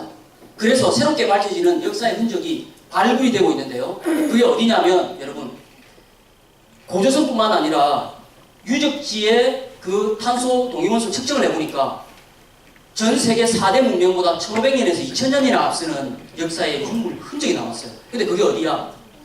만주, 내몽고, 우리 예전에 뭐 북부여부터 해서 그죠? 고조선, 그 이전에 우리 조상님들과 연결되는 우리의 활동 무대에서 나왔다는 겁니다. 그럼 중국은 자기들이 문화의 중심, 역사의 중심을 어디로 가요? 황하로 잡죠. 그리고 북방민족은 전부 다 뭐라고 알고 있었어요? 야만인, 오랑캐로 알아서 뭘 쌓아요? 만리장성을 쌓잖아요. 근데 만리장성 이내에서 나와야 되는데 이 유적은 만리장성 바깥에서 나온 거예요. 그러니까 중국 사람들이 충격을 받았습니다. 그래서 이 홍산문화는 여러분 전 세계 4대 문명이라고 하면 전부 다 유명한 강가에서 나왔죠. 4대 문명 뭐가 있죠? 이집트, 메소포타미아, 하마, 인더스. 그런데 마찬가지로 이 문명도 그런 강과 바다 중심으로 그 주위에서 나왔기 때문에 요하를 중심으로 그 인근에서 나왔기 때문에 요하 문명이라고 하고요. 또 바레만 연안에서 나왔기 때문에 바레 연안이라고 하는데요. 이게 붉은 철광석으로 덮여 있어요. 그러니까 이미 이 시대에 우리가 철기, 청동기 이렇게 넘어가는데 그 앞에 고조선 이전에도 철기를 사용했다는 게 나오는 거예요. 그리고 붉은 철광석으로 덮여 있기 때문에 홍산이라고 이름을 명명했습니다. 자, 어느 지역인가? 여러분 보세요. 자, 시대별로 총 8개의 이러한 문화 이름을 나타내는데 이 지역 자체가 전부 어디? 우리 고조선과 그 이전에 우리의 영토였죠. 그러니까 중국은 아니 저렇게 되면 이상하다. 아니 저 시대와 저 지역이라면 자기들 입장에서는 미개한 민족이어야 되고 야만인이어야 되는데 어떻게 우리보다 저렇게 뛰어나고 앞선 유적이 나타날 수가 있느냐. 그리고 그것이 놀랍게도 지금 어떤 세공술이나 가공술로도 따라잡을 수 없는 너무나 뛰어난 유적이 나온 거예요. 그래서 중국 사람들이 야 이게 가만히 보니까 어느 나라 거예요? 우리 한민족과 연결되니까 이것마저도 자기들의 역사로 편입을 시켜야 되겠다. 그렇지 않으면 중국의 역사와 문화는 어디서 나왔다는 걸 반증하게 돼요. 한국에서 건너갔다는 게 들통나게 되니까 저걸 자기들 걸로 만들어서 역사를 바꾸고 조작한 그 프로젝트가 뭐예요? 동북공정인 겁니다. 동북방에 있는 요 역사도 자기들 거다. 그래서 시작된 겁니다. 근데 여기에는 이렇게 나왔어요. 완벽한 문명이다. 중국의 고고학계가 충격, 굉동 이런 표현을 썼어요. 무덤과 재단과 신전, 역사의 원형 문화들이 다 나왔는데요. 1919년부터 발굴을 해서 지금까지도 발굴을 하는데 세계 4대 문명보다 더 앞서는 지금까지 나온 역사상 가장 오래된 문명이다 라고 인정을 했어요. 어느 나라 거다? 우리나라 거다는 것을 중국 사람들이 알게 된 거죠. 그래서 거기에 보면 하늘은 둥글고 땅은 네모 반듯하다 라는 이러한 재단의 모양을 하늘에 죄를 지내고 땅에 죄를 지내는 모습의 원형이 나왔고요. 또 보면 이렇게 여신묘가 나왔어요. 우리 인류 태초였던 이야기들을 보면 어머니, 여신에 대한 이야기가 나오죠. 지모신도 나오고 그죠? 그런데 그 여신의 모습이 이 신전에서 나왔던 겁니다. 보세요. 이렇게 앉아서 마치 가부좌를 틀고 뭔가 명상을 하는 듯한. 그리고 이 눈동자는 뭘로 만드는 줄 아세요? 그렇죠. 썩지 않고 변하지 않는 옥으로 만든 겁니다. 이 옥 눈동자로 만드는 거예요. 자, 그리고 또 여기에 놀라운 것은 곰의 발바닥과 곰뼈가 이렇게 나온 거예요. 소조가. 그러면 여러분 우리 역사 시대에 있어서 곰과 관련된 이야기 어느 시대예요? 당군왕건. 네, 그렇죠. 고조선과 또 그 아버지는 누구라고 이야기해요? 당군왕건의 환웅으로 알잖아요. 그러면 환웅 시대와 단군 시대를 같이 이렇게 알 수 있는 그 유적지가 나온 겁니다. 그러니까 고조선뿐만 아니라 시기적으로 보면 고조선 이전의 시기거든요. 8500년까지 올라가니까. 자, 또 불 조금만 드릴게요. 그래서 저것은 우리가 이렇게 이 단군 신화로 알고 있지만 실제로 단군 시대와 그리고 환웅 배달국 시대의 그 역사의 흔적이 아닐까, 어쩌면 웅녀의 무덤이 아닐까라고 이렇게 조심스럽게 짐작돼 본다고 합니다. 그리고 여기에서 뭐가 나오냐면 여러분 곰이죠, 곰. 우리는 미련한 사람 보고 야 이 곰과 같다 이렇게 얘기하죠, 그죠? 곰이 뭐냐면요, 실제로 우리 단군 이야기에 보면 누구는 받아들이고 누구는 도망가요. 곰은 수용이 되고 호랑이는 도망을 가잖아요. 근데 그것이 뭐냐면 곰족과 호랑이족, 웅족과 호족이 있었다라고 삼국유사에도 나옵니다. 그러니까 두 마리가 아니라 부족이 있었다라고 해서 그 토템을 이렇게 숭상했던 바로 그런 부족으로 나오는데요. 그래서 우리는 광명의 민족으로 포용이 되었기 때문에 곰을 숭상을 했던 겁니다. 그래서 그 곰에서 뭐가 나와요? 고마가 나옵니다. 고마. 우리 저기 웅진에 가면 백제 이렇게 나갈 때도 백제, 웅진, 고마나루 이렇게 들어봤죠? 그것이 일본으로 가서 뭐가 됩니까? 쿠마가 되잖아요. 여러분들 좋아하는 그 펜션 그 뭡니까? 펜시. 리라쿠마 있잖아요. 그 쿠마가 뭐예요? 곰이에요. 근데 놀라운 건 일본에 그 북쪽에 이렇게 지방에 가보면요. 규슈라든지 이런 데 가보면 원래 일본에는 곰이 없어요. 그 지역에. 그런데 그 지역에 전부 다 지명 이름이 뭐예요? 곰과 관련되는 지명이 나온 거예요. 그럼 어떻게 돼? 우리의 고조선 시대 때 그것이 전수가 되고 전파가 되어서 그쪽 지방에 곰문화가 이렇게 전파가 된 겁니다. 그래서 이 고마에서 우리가 고맙습니다 이런 표현 쓰죠. 이런 광명의 민족으로 태어나서 환영한다, 축하한다라는 뜻으로 곰족의 아이를 뭐라 불러? 꼬마라고 부르는 겁니다. 그래서 이 곰이요, 북방에 우리의 어떤 이런 동이족의 개척사를 타고 제가 그때 9월달이죠. 9월달부터 해서 독일에 가서 이렇게 역사 이렇게 콘서트를 참여하고 왔는데 독일 베를린도 놀랍게도 베를린의 뜻이 뭐예요? 곰이라는 겁니다. 곰. 그러니까 우리 이런 문화가 유럽의 있던 북방 문화까지 이렇게 해서 유럽까지 전파되어서 실제로 우리가 갖고 있던 그런 언어, 풍속, 그런 문양들이 남아있다는 것을 보고 왔습니다. 굉장히 놀랍죠. 자, 그런데 그 아까 홍산문화에서 또 뭐가 나왔냐면 이렇게 진흙으로 빚어서 만든 인형이죠. 소조상이 나왔는데 뭔가 이렇게 모자를 쓰고 손을 딱 맞잡고 노래하듯이 수행하듯이 이런 권력자의 모습이 나왔더라는 겁니다. 그러니까 저 시대는 뭐예요? 전쟁이 없었고 평화로웠고 하늘과 소통을 했고 죄를 지냈고 명상과 수행을 했던 그런 뛰어난 영성의 시대였구나, 장수하는 시대였구나 하는 것이 발굴로 증명이 된 겁니다. 자, 그래서 그 홍산 문화에는요, 이런 아까 제가 눈동자를 옥으로 만들었다 했잖아요. 여러분 보세요. 이런 모양들이 이렇게 나왔고요. 요거는 이제 뭐 박쥐 같기도 하고 봉이 같기도 하잖아요. 그죠? 그리고 이런 용의 모양. 저 곰과 같은 이런 웅용들. 그러니까 중국 사람들이 자기들을 뭐라고 하냐면 제가 한 달 전에 홍콩을 가서 홍콩 우리 국제학교에 그 청소년들한테 강의를 하고 왔는데 홍콩이나 중국에는 전부 다 무슨 이름들이 많아요. 무슨 용, 무슨 봉 이런 게 많죠. 주점 이름에도 전부 다 그런 게 있고요. 가게 이름에도 막 그래요. 용과 봉이 자기들의 어떤 그런 기운을 준다라고 하고요. 중국 사람들은 자기들 스스로를 누구의 아들이다 라고 이야기를 해요. 용의 아들이라고 이야기를 해요. 근데 중국 사람들이 자기들이 용의 자손인 줄 알았는데 누가 용을 갖고 있어요? 홍산 문화의 한민족의 뿌리 역사에서 이 용의 시초, 봉황의 시초인 이런 모습들이 나오더라는 겁니다. 자, 그리고 지금도 가공하기 어려운 이런 아주 있죠. 이런 세공품들이 나왔고요. 요거는 뭐냐면 저 시대에도 상투를 틀었다라는 것이 증명이 됐어요. 상투를 틀고 이렇게 딱 꽂아서 고정시키는 걸 뭐로 만들었어요? 옥으로 만들었다는 겁니다. 여러분 저 문화가 어디까지 가는 줄 아세요? 우리 웬만한 우리나라 그 왕들도 보면 이렇게 하고 이렇게 딱 트는 거 봤죠? 그 위에 왕관을 쓰잖아요. 진시황도 뭐예요? 이걸 딱 꽂아요. 공고를. 그리고 진시황을 지키는 그 왕릉, 병마용행들 아시죠? 병마용행들이 전부 다 머리 한쪽에 뭘 틀어요? 상투를 들고 있어요. 그러니까 전부 다 동이족이라는 것을 알 수 있는 헤어스타일이 뭐다? 상투라는 거예요. 그러니까 인류 최초의 헤어스타일이 뭐야? 상투라는 겁니다. 상투. 자, 그리고 또 이 홍산 문화에는 놀랍게도 도장이 나왔습니다. 여러분 도장 뭐 할 때 쓰는 겁니까? 결제하고 그죠? 뭔가를 이렇게 찍어주는 거잖아요. 이 통치자의 그 당시에 제도가 있었다. 저 시대에도 이미 그런 나라가 있었고 국가 통치 제도가 있었구나 하는 것을 알 수 있는 도장이 이렇게 나왔습니다. 자, 그래서 MBC에서 다큐멘터리로 이 홍산문화를 갖다가 제작을 했는데 가보니까 최초의 문자, 최초의 용, 최초의 봉황, 최초의 주거지 전부 앞에 뭐가 붙어요? 인류 최초의 유적 문화가 다 나온 거예요. 그리고 이 용과 봉은 여러분 누구를 상징합니까? 왕을 상징하잖아요. 그죠? 그래서 천자 문화의 상징이 어느 나라다? 우리나라 용봉의 저 문양에서 나왔다는 것이 홍산 문화에서 증명이 되어버린 겁니다. 중국이 가만히 있을 리가 없죠. 그럴 거 아니에요. 자, 그래서 이 용봉은 어디까지 우리가 이어져 와요? 여러분 이게 뭡니까? 네, 어느 시대? 백제, 금동대항로죠. 백제 시대 그 얼마나 화려한 그죠 그 기술과 예술품이 많다고 그래요. 그런데 거기에 국보로 지정되어 있는 금동대항로의 위쪽이 뭐예요?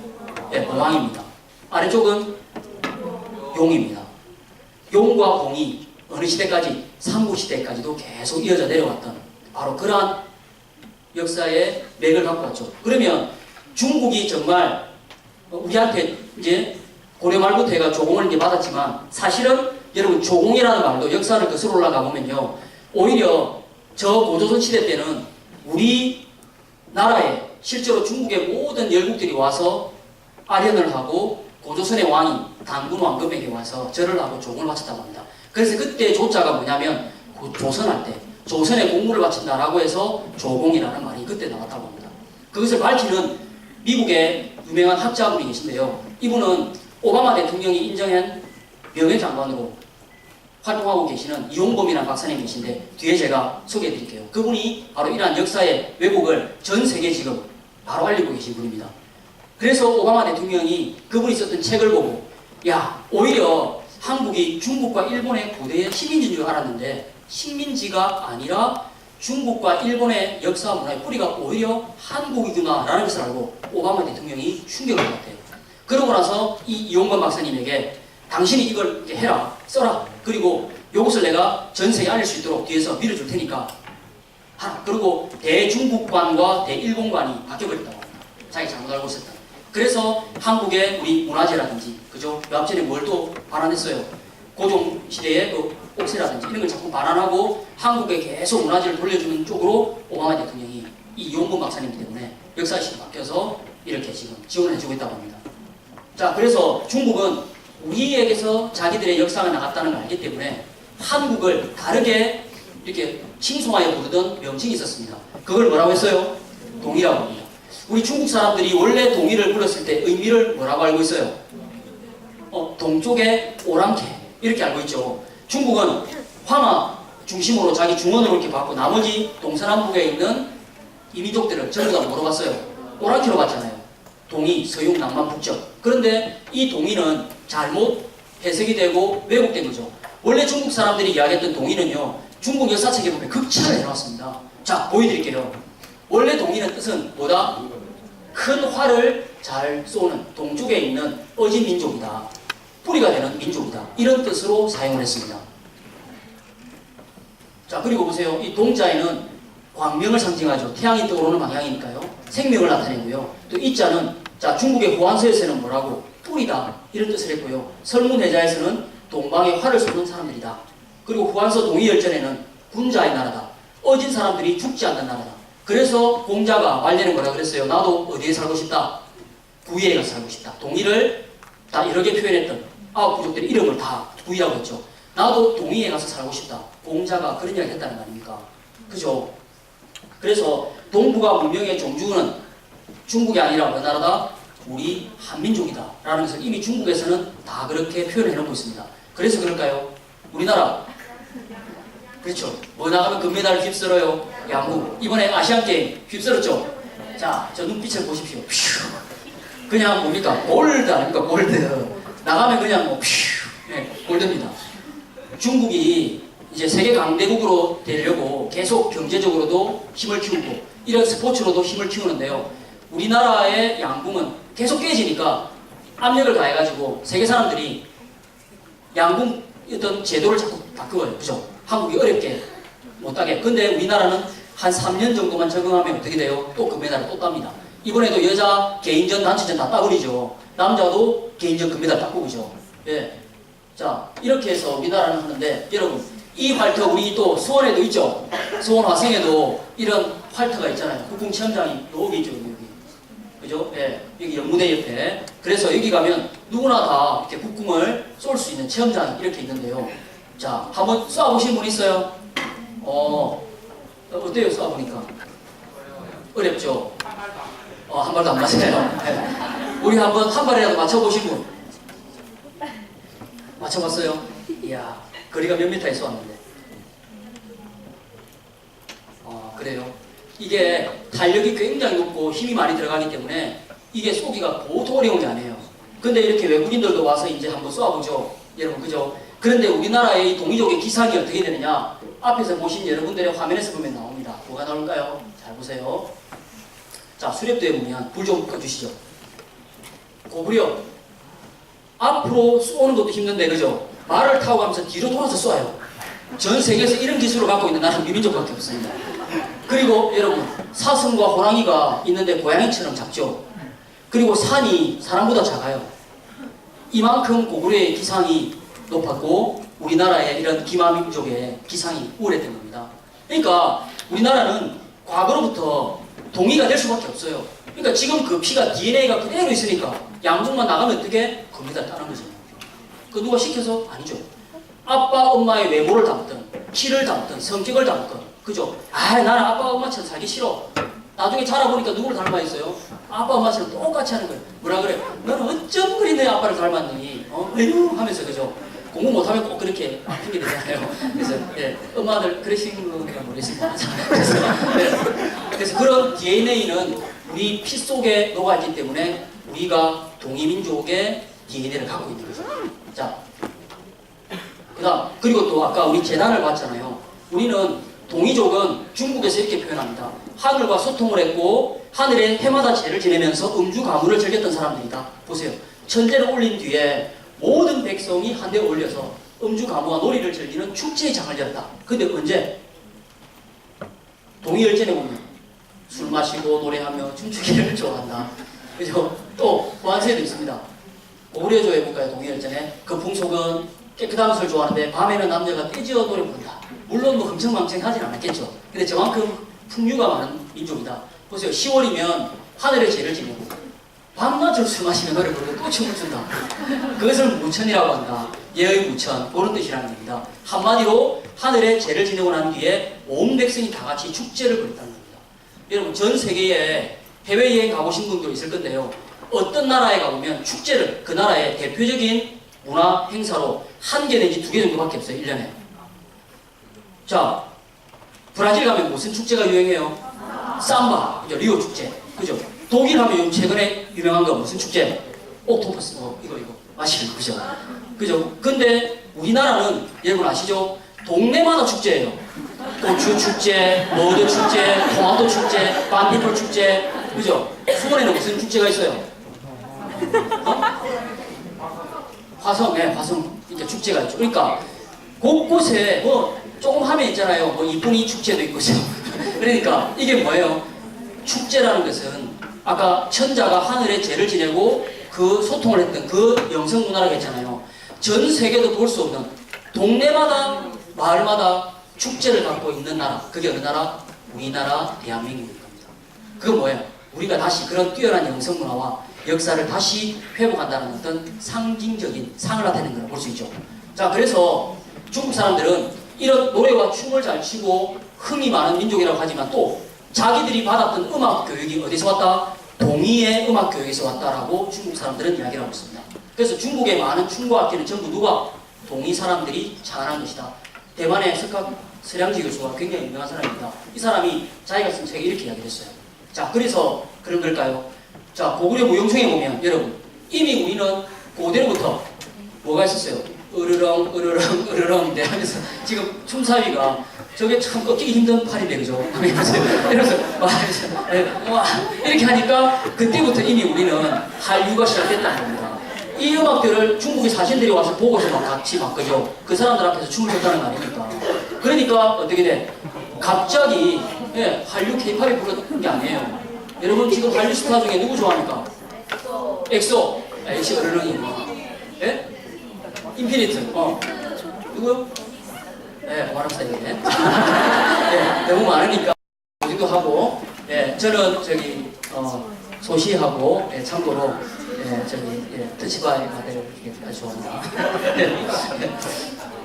예, 그래서 이게 여러분들을 볼 때 왜 갑자기 한류 열풍이 이렇게 불면서 전 세계 사람들이 우리나라의 드라마, 그 다음에 음악, 노래 여기에 열광할까? 저기 뒤에 앉아 계신 어머니 세대는요, 옛날에 우리 마이클 잭슨 있잖아요. 그런 사람들이 한국 왔을 때, 뭐 그리프 리차드라든지 외국의 유명한 기타리스트나 음악가들이 오면 막 단체로 와서 막 여러분들처럼 막 울고 고함 지르고 막 떠들고 막 이랬어요. 쓰러지고 막 그랬습니다. 그런데 지금은 반대로 우리나라의 케이팝 스타들이 해외 나가면, 특히 동남아 이런 중국, 홍콩 난리 났죠. 가보면 어때요? 그냥 막 애들이 막 울고불고 난리 납니다. 사고나고. 이거 왜 그럴까요? 이게 돌고 돌아서 문화가 다시 원래의 동이족의 일환, 그죠? 문화로 다시 돌아오니까 그 사람들이 자기들도 모르게 한국의 음악과 노래와 이 문화를 접하니까 너무 기쁘고 즐겁고 다시 동화되는 거예요. 그래서 싸이가 한번 대박을 쳤지만 사실은 싸이 아니라도 한국의 갑자기 이런 한류 문화 속에는 뭐예요? 원래 고대로부터 인류에게 전파되었던 그런 문화의 흐름이 다시 돌아와서 문화의 종주국인 우리 한민족이죠. 그걸 전해주니까 그렇게 열광하는 겁니다. 자, 그럼 이런 역사를 중국이 모를 리가 없겠죠.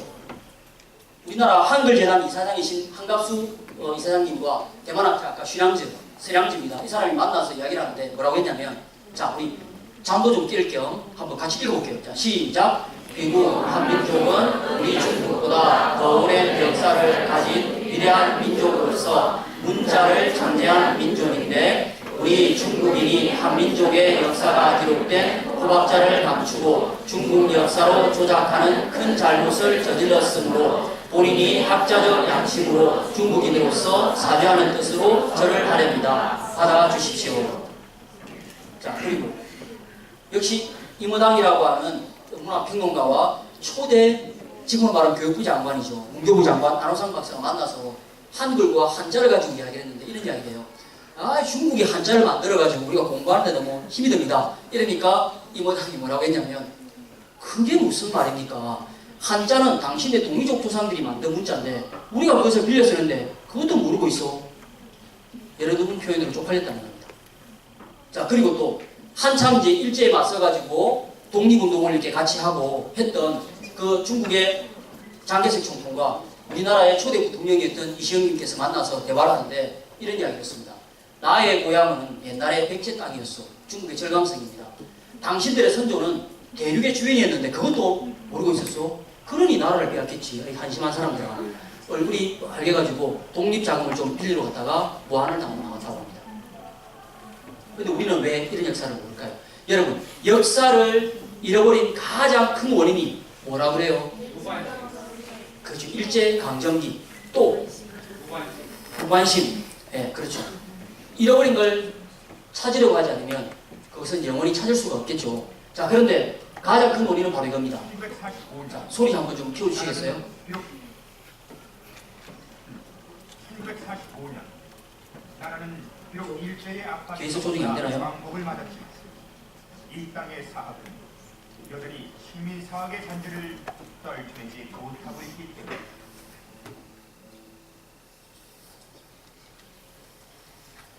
안반도의 북쪽은 중국의 음량에서 1945년 나라는 비록 일제의 압박에서 벗어나 왕복을 맞았지만 이 땅의 사학은 여전히 식민 사학의 잔재를 떨쳐내지 못하고 있기 때문에 안반도의 북쪽은 중국의 식민지인 일단 그냥 제가 설명하고 이 정도까지만 화면 그대로 잡아주세요. 외국에도 여러분 보세요. 이게 외국 교과서에 소개되는데요. 우리나라는 중국 한나라의 식민 지배를 받고 있고요. 또 일본 입장에서는 가야부터 해서 우리는 일본의 지배를 받았다라고 해서 임나 일본 문서를 주장합니다. 그러니까 외국 교과서에 여러분들과 같은 청소년들이 우리 한국의 역사를 세계사로 배울 때는 어떻게 되냐면요. 한국은 중국의 식민지였고 일본의 식민지였다. 그러니까 너희 나라는 원래 고대로부터 식민지의 나라였다라고 배우고 있습니다. 그게 왜 그렇게 됐냐면 일제시대 때 친일 역사학자들이 만든 역사 교과서와 그 밑에 참여했던 우리 역사학자들이 번역을 이렇게 해요. 해외에 소개하는 우리의 역사를. 그때 일제가 조작해놓은 그 역사를 그대로 번역을 합니다. 그래서 해외에다가 이렇게 소개를 하니까 그때부터 시작이 되어서 지금까지 한국은 식민지의 나라로 알고 있는 겁니다. 그래서 해외에 나가 있는 제가 이렇게 해외 동포 우리 자녀들하고도 교육을 해본다 하잖아요. 실제로 그런 이야기를 한답니다. 이 미국에 있는 한 학생이 초등학생이에요. 학교로 갔는데 깜짝 놀라고 아빠한테 와서 이야기를 했답니다. 아빠, 우리나라가 중국의 식민지야? 식민지였어? 이러니까 지금도 이 친구는 그렇게 알고 있어. 여기에 대해서 이야기 좀 해줘요. 그러니까 아빠가 어떻게 이야기해야 될 줄 몰라가지고 고민하다가 우리나라 어디 국사편찬위원회 홈페이지에다 올렸습니다. 해외에 배우고 있는 외국 학생들은 전부 다 우리나라 역사를 이렇게 배운다는 거예요. 그러면 거기에 대해서 우리가 어떻게 가르쳐야 되겠습니까? 우리 역사를 좀 바로 알려주십시오. 지금 이게 하루 이틀 된 문제가 아닙니다. 그러면 정작 어른들은 정치한다고 바쁘고, 그죠? 먹고 산다고 바쁘시고, 뭐 이렇게, 그죠? 이렇게 일하신다고 바쁘시고. 자, 그러면 누가 피해를 봅니까? 직접 그 현장에서 배우는 우리 청소년들은 바른 역사를 배워야 되는데 그 역사를 아직도 못 배우고 있는, 배울 수가 없는 그런 현실에 접어들게 되는 거죠. 자, 그리고 여기 보시면 그래서 그 일제시대 때부터 우리의 역사가 어떻게 왜곡되었기 때문에 우리가 지금도 이렇게 모르게 됐냐면 1909년에 10년의 나라를 우리가 빼앗기죠. 그리고 나서 1년 2개월 동안 일제는 가장 먼저 했던 게 뭐냐면 한국의 위대한 역사를 다 소각해서 불태우는 작업을 합니다. 1년 2개월 동안 20만 권을 여러분 모아서 집집마다 장롱 속에 서랍 속에 들어있는 걸 다 수거해서 다 뒤져서 다 압수를 해요. 그래서 어디다가 모으냐면요, 서울에 남산 타고 있는 데 아시죠? 케이블카 타는 남산고 식물원 자리에다가 모아서 그걸 불을 태웁니다. 일주일 밤낮을 탔는데 그 연기가 다 꺼지지 않았다 그래요. 20만 권이면 여러분들 어느 정도인가 제가 그림을 한번 그려드릴게요. 보통 우리 중고등학교 학교 운동장이죠. 그 운동장에 일렬로 빽빽하게 바닥에 빈틈없이 책을 깝니다. 그걸 3층 높이로 쌓아요. 그걸 불태워요. 근데 저 때는 여러분, 지금처럼 여러분 참고서나 교과서나 나오려면 어떻게 합니까? 바로 인쇄소에서 착착착착 나오죠. 저 때는 책을 어떻게 썼어요? 전부 다 필사했습니다. 그런 우리의 고대사, 뛰어난 우리의 역사들을 일본이 불태웠고요. 너무 진귀한 책들은 차마 불태울 수 없었기 때문에 일본으로 가져갔습니다. 그래서 그 일본 사람들 손에 의해서 그때부터 우리 한국의 조선사가 쓰여지기 시작하는데요. 우리의 역사를 만든 조선사 편수위원회가 일본 사람들의 손에 의해서 한국의 역사가 37권이 쓰여집니다. 거기에 대부분 어떤 내용? 우리 이성계가 지금 근세 조선의 역사가 70%고 상고 역사는 거의 없습니다. 그리고 이걸 뭐로 만들어요? 신화로 통갑을 시켜버렸습니다. 그런데 일본의 레이타쿠의 대학교의 후지모토 교수는요, 한국말을 정말 잘합니다. MBC 다큐에서 이 사람이 나와서 증언을 했는데요. 이 사람이 한국의 고대사를 연구하면서 일본 전역을 다 돌아다녔어요. 그런데 이 사람이 충격을 받았습니다. 어떻게? 일본 전역에 한국 고대사에 관계되는 책이 5만여 권이 아직도 남아있다는 겁니다. 그리고 우리의 이런 놀라운 역사서를 누가 가져갔냐? 이등박문이 총독부를 은퇴하고 일본으로 갈 때 뭐라고 해요? 조선 왕실의 기정이라면서 규장각 사서를 몇 술이나 일본으로 가져갔어요. 우리나라가 기정했겠습니까? 빼앗아갔겠습니까? 빼앗아간 거죠. 이런 말도 안 되는 소리를 하면서 가져갔던 겁니다. 돌려달라면 돌려줄까요? 안 돌려줍니다.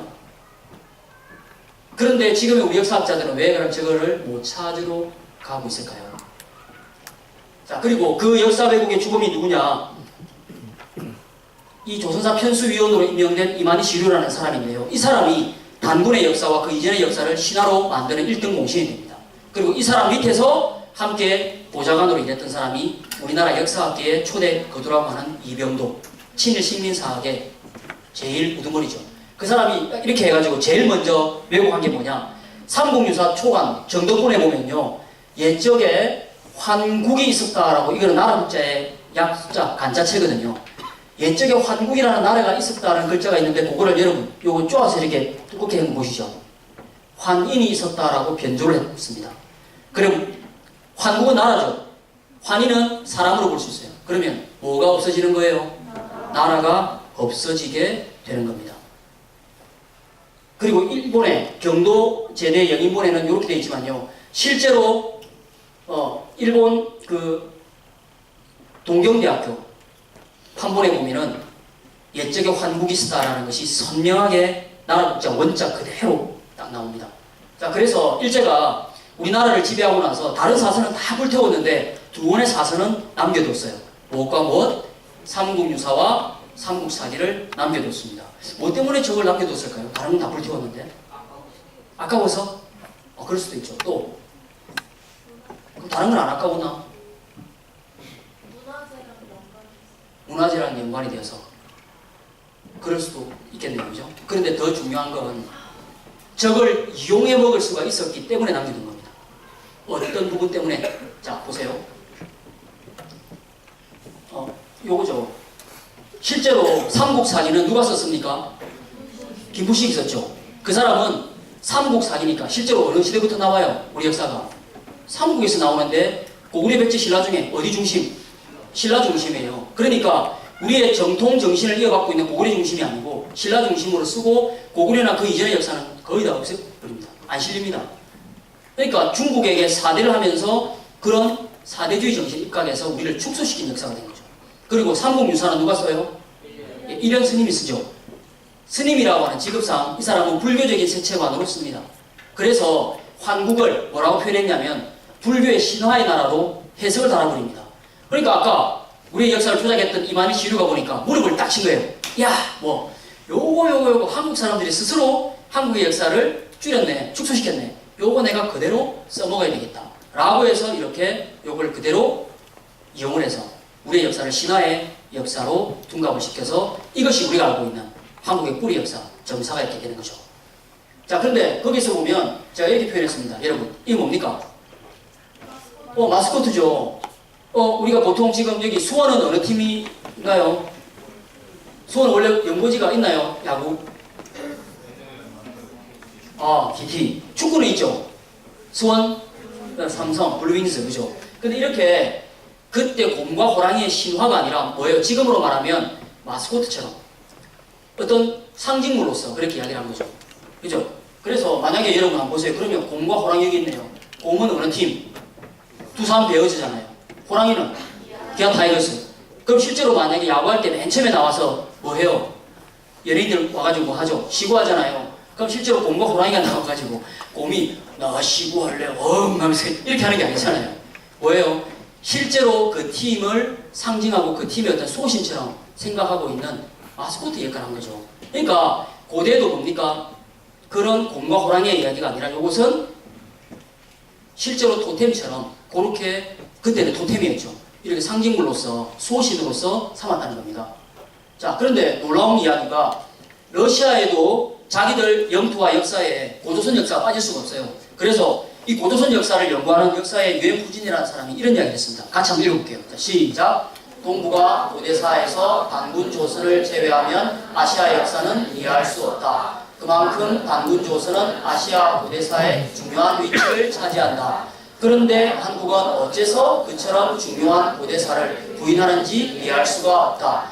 일본이나 중국은 없는 역사도 만들어내는데 한국인은 어째서 있는 역사도 없다고 그러는가. 도대체 알 수 없는 나라이다. 자, 외국 사람들이 봐도 저렇게 우리가 우리 스스로의 역사를 축소하고 없다고 하니까 참으로 안타깝다고 이야기를 하는 거죠. 근데 그게 왜 그래요? 마지막에 총독인 아베 노부유키가 이런 예언과 같은 이야기를 합니다. 뭐라고? 우리 일본은 조선인에게 총과 대포보다 더 무서운 식민교육을 심어놨다. 결국 서로 이간질하면서 이렇게 노예적인 삶을 살 것이고, 자, 봐라. 실로 조선은 과거에 위대했고 자랑했지만 현재 조선은 결국 식민교육의 노예로 전락할 것이다. 그리고 나 아베 노부유키는 다시 돌아온다. 실제로 다시 돌아온다는 이야기가 아니라 뭐예요? 자기가 심어놓은 그 역사 그대로 한국이 그렇게 될 것이다 라고 너무나 저주와 같은 이런 예언을 했습니다. 근데 사실 지금 우리의 역사가 완전히 청산이 됐어요? 안 됐어요? 안 됐죠. 그래서 식민교육이 그만큼 지금까지도 우리를 지배하고 있다라고 볼 수가 됩니다. 자, 그래서 그 식민 역사에서 여러분들이 놀라운 새로운 사실을 하나 있습니다. 우리의 자랑스러운 국보 1호가 뭡니까? 숭례문이죠. 불타가지고 다시 복원했잖아요. 한국 하면 가장 으뜸으로 이해하는 문화재가 보통 숭례문이죠. 자, 보물 1호는 뭡니까? 동대문이죠. 흥인지문. 그런데 이 동대문과 남대문이 어떻게 지정이 됐냐? 여러분 보세요. 1934년도에 일제치하에서 조선 총독부는 관보를 통해서 일제가 우리나라의 문화재를 지정을 합니다. 자, 여기 보시면 자, 지정 번호해가지고 제1호 보물 1호 경성의 남대문 보이죠? 제2호 경성의 동대문, 3호가 보신각중, 이렇게 해서 일제가 우리나라의 문화재를 지정을 합니다.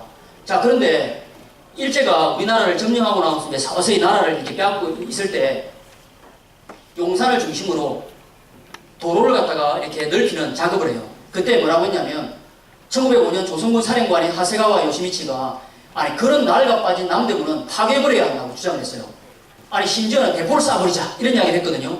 그런데 누가 강력히 반발했냐면 일본 거루민 단장인 나카이 기타로가 이런 이야기를 합니다. 아니 무슨 소리 합니까? 남대문은 임진왜란 때 아니 우리의 선조인 가토 기요마사 가등청정이 그 남대문을 통해서 입성한 영광스러운 문인데 그걸 왜 부숩니까? 남겨둬야 됩니다. 그러니까 또 역시 동대문 뭐라 그래요?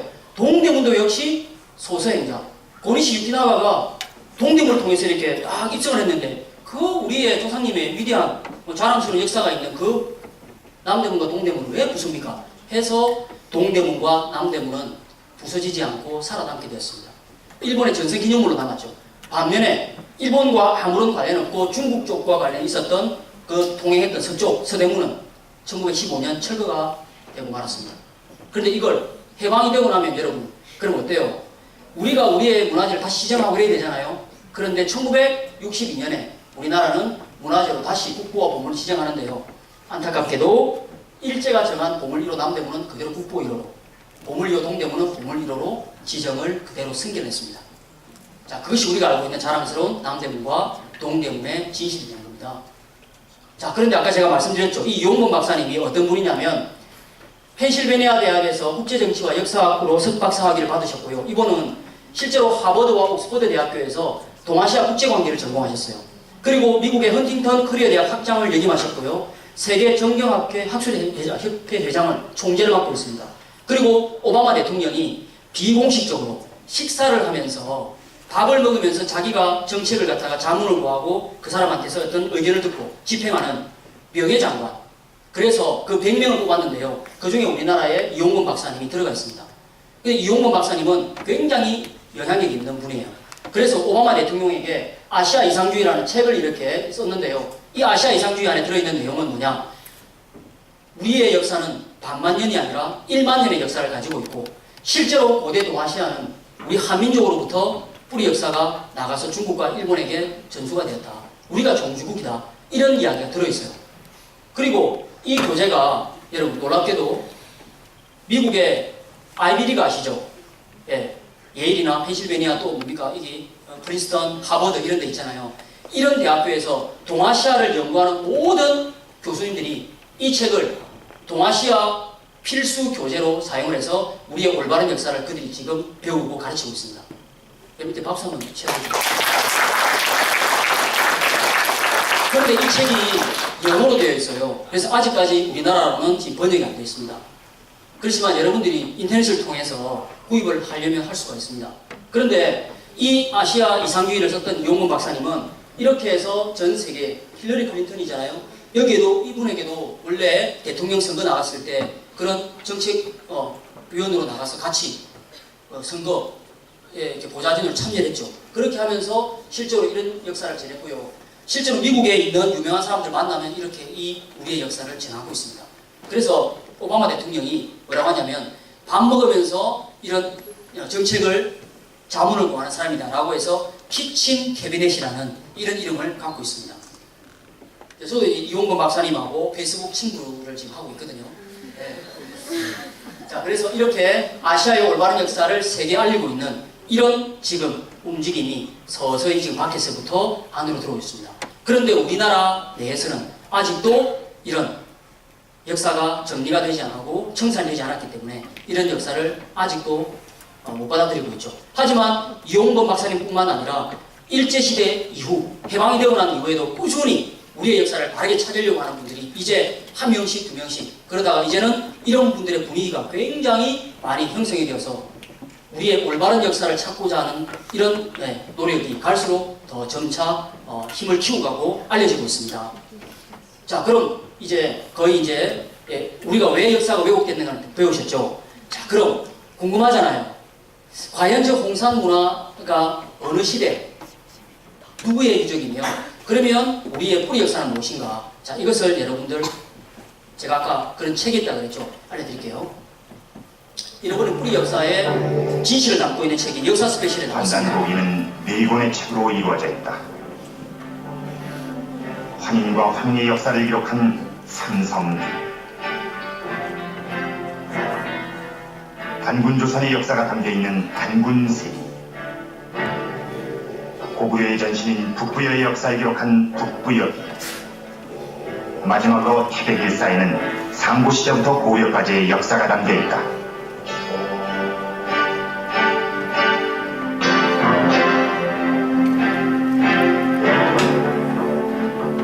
그런데 이 책 속엔 놀라운 역사가 펼쳐진다. 우리 민족의 역사는 반만 년이 아니라 1만 년이라고 사랑하고 있다.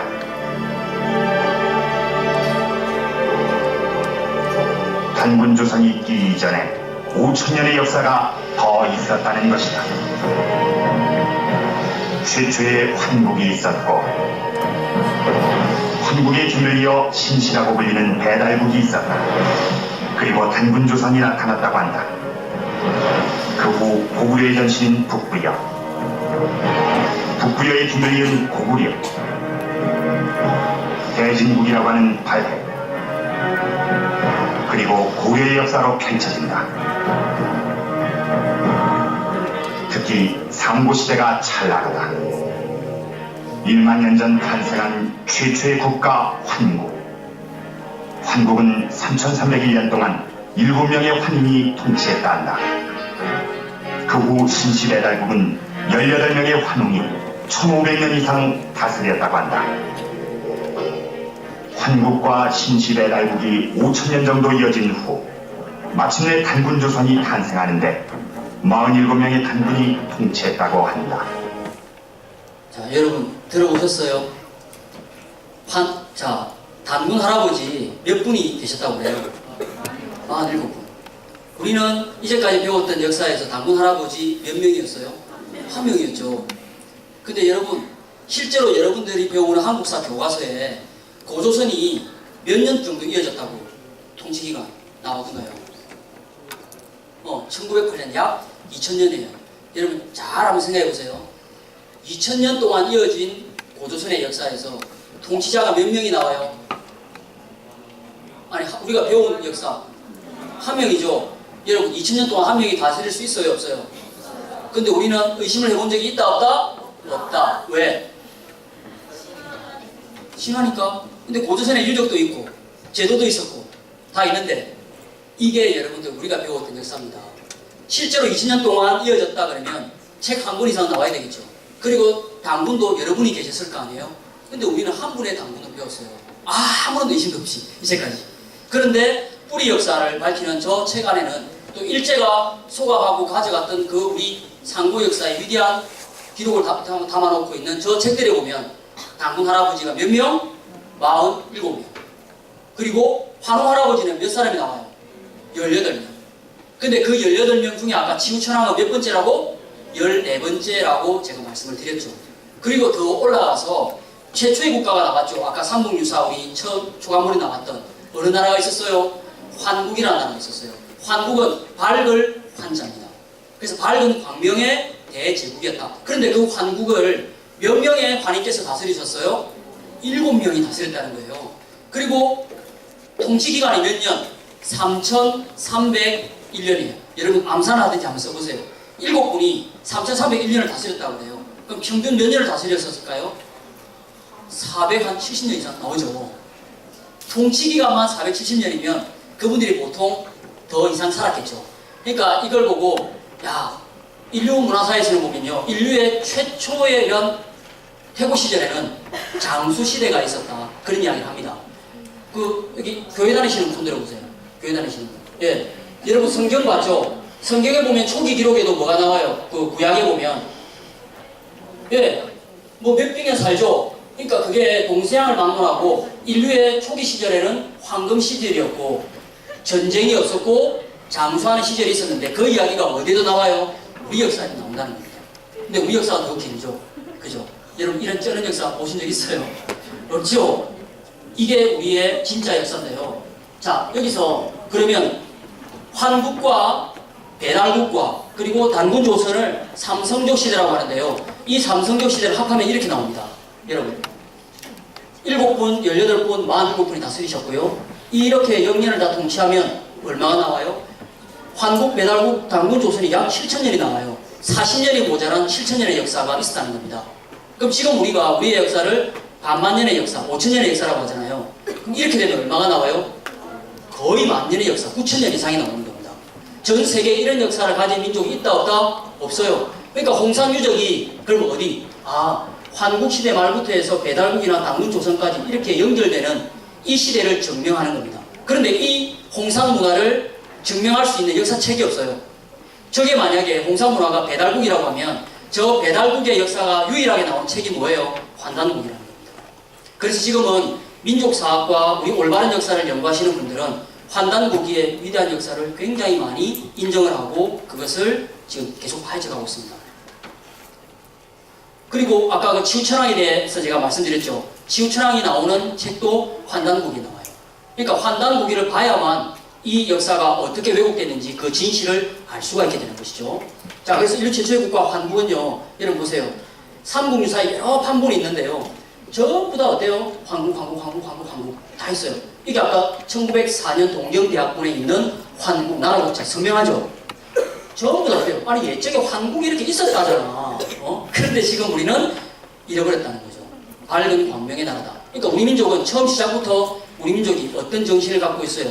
광명 사상이 있었다는 겁니다. 하늘을 숭상했던 민족이죠. 자, 요건 실제로 그 시대가 신화가 아닌 역사다. 보이죠? 지금 뉴스 장면인데요. 시간상 제가 화면만 보여드리고 넘어갈게요. 뉴스에서 이걸 MBC 뉴스에서 이야기했습니다. 자, 그리고요. 그랬기 때문에 우리는 이미 환국 시대 때부터 인류 역사의 뿌리 국가였기 때문에 우리 한민족의 뿌리만이 아니라 이 동북아시아에 있는 이 동아시아 전체를 한국의 나라의 영토가 이렇게 다 지배를 했죠. 12나라를 복속을 시켰다고 합니다.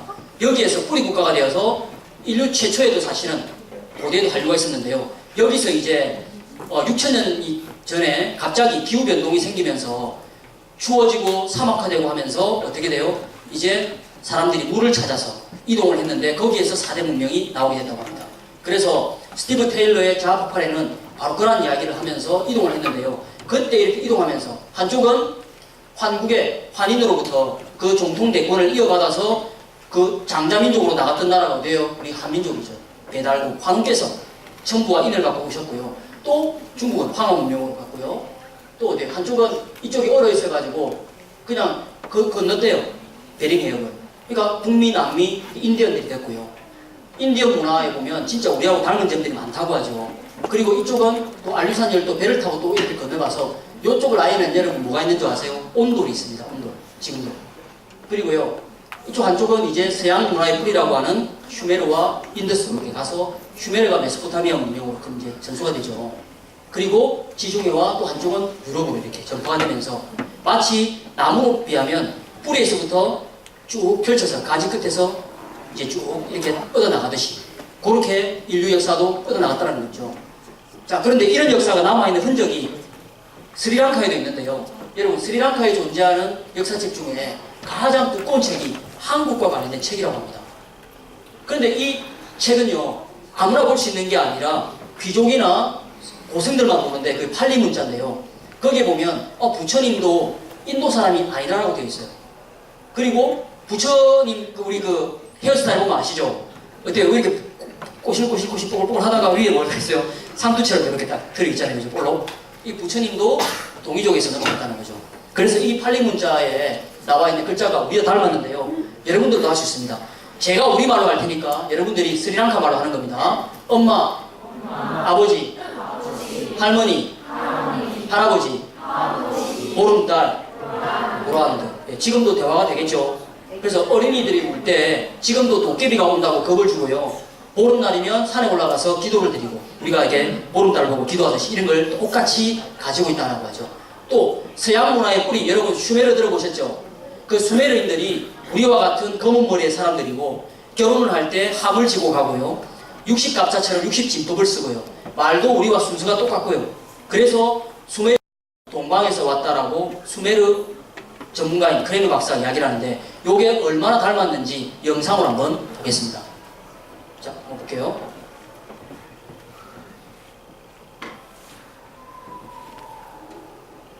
예, 전체 내리시고요. 예, 폴더에서 두 번째 왼쪽, 두 번째 줄 맨 앞에 됐습니다.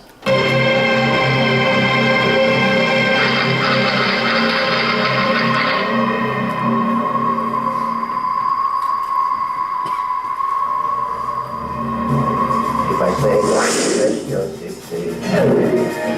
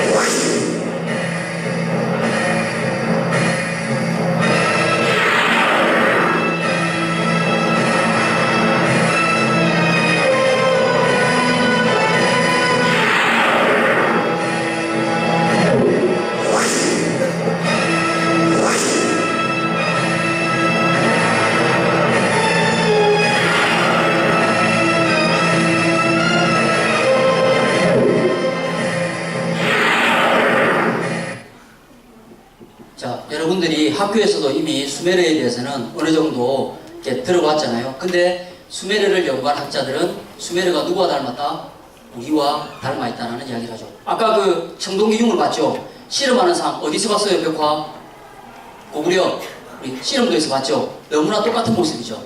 자, 이제 거의 이제 매듭을 지어야 되는데요. 자, 예. 빠른 시간 안에 이제 마무리를 짓도록 하겠습니다. 자, 그래서 이 수메르에는요, 여러분 수메르를 최초로 통일한 왕이 있는데 그 왕의 이름이 바로 이렇게 사르곤 왕입니다. 근데 사르곤 왕이 머리 보세요. 뭐를 뾰족하게 상투를 들고 있죠.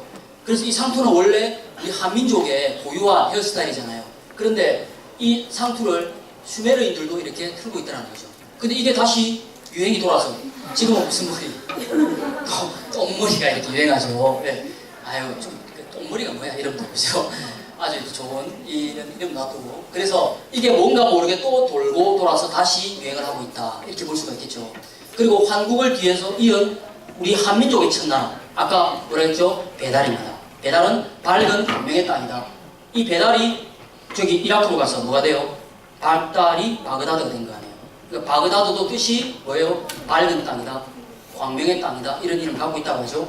그래서 원래는 곰과 호랑이가 아니라 곰족과 호랑이족을 순화를 시켜서 다시 광명의 땅으로 본성을 밝혀서 받아들이려고 했는데 누구는 호랑이족은 그걸 이겨내지 못하고 뛰쳐나간 거죠. 이게 받아들이지 못한 겁니다.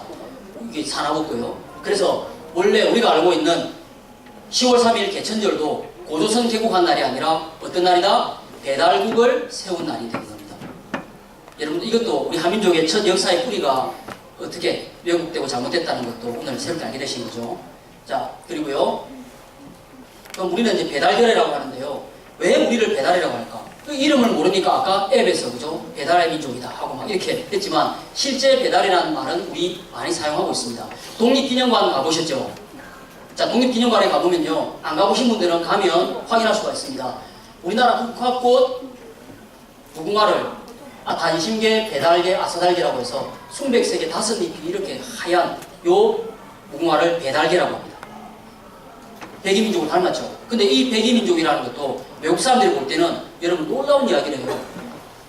이 1901년 프랑스의 여행가 조르주 디크로는요, 우리나라에 대해서 이렇게 쓰면서 뭐라고 했냐면, 결혼식 행렬은 마치 대낮에 빛의 자락이 지나가는 듯하다.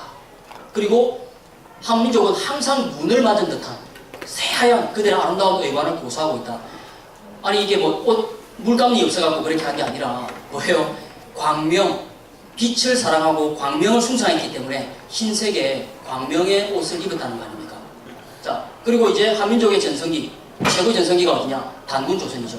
이 환단고기를 보면요, 단군조선에서 북방의 흉노도, 몽고도, 그 다음에 일본도 다 이렇게 왕을 임명하고 전수를 하고 동아시아 최대의 강성을 누렸던 그 대국이 단군조선이라는 게 나옵니다.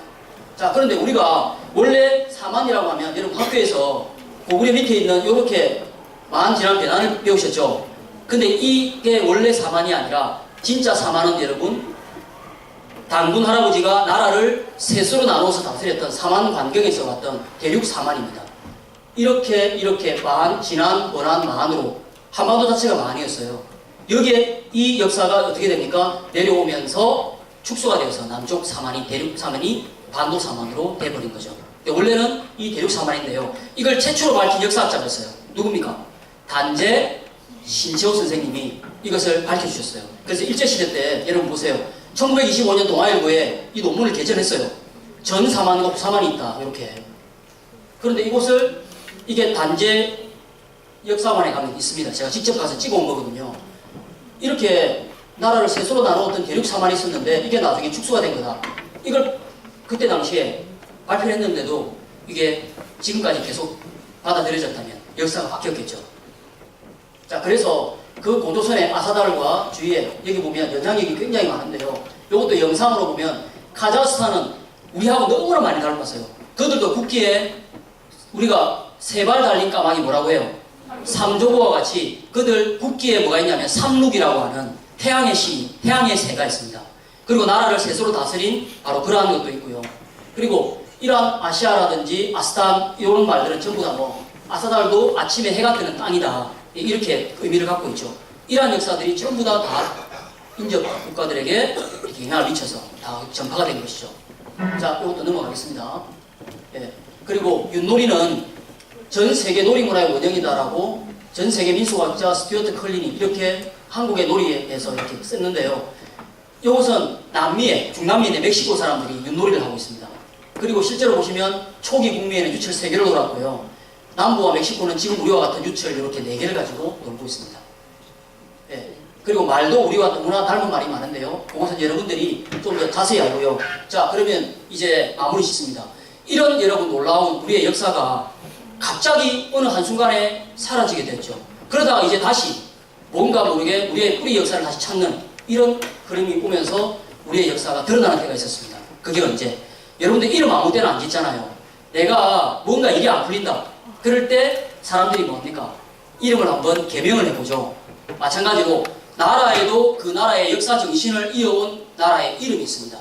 그런데 그 나라의 이름이 우리 코리아 하면 보통 한국이라고 이야기하죠.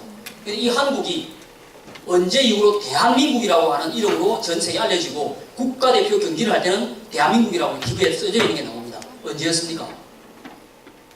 대한제국에서 맞습니다. 만들었죠. 하지만 전 세계가 깜짝 놀란 이름. 아, 코리아가 한국이 아니라 대한민국이었구나 하는 것을 알게 된 사건이 있었죠. 그게 뭡니까? 다 같이 해볼까요? 대한민국 대한민국. 자, 그만하겠습니다. 외국 사람들은 알았던 거예요.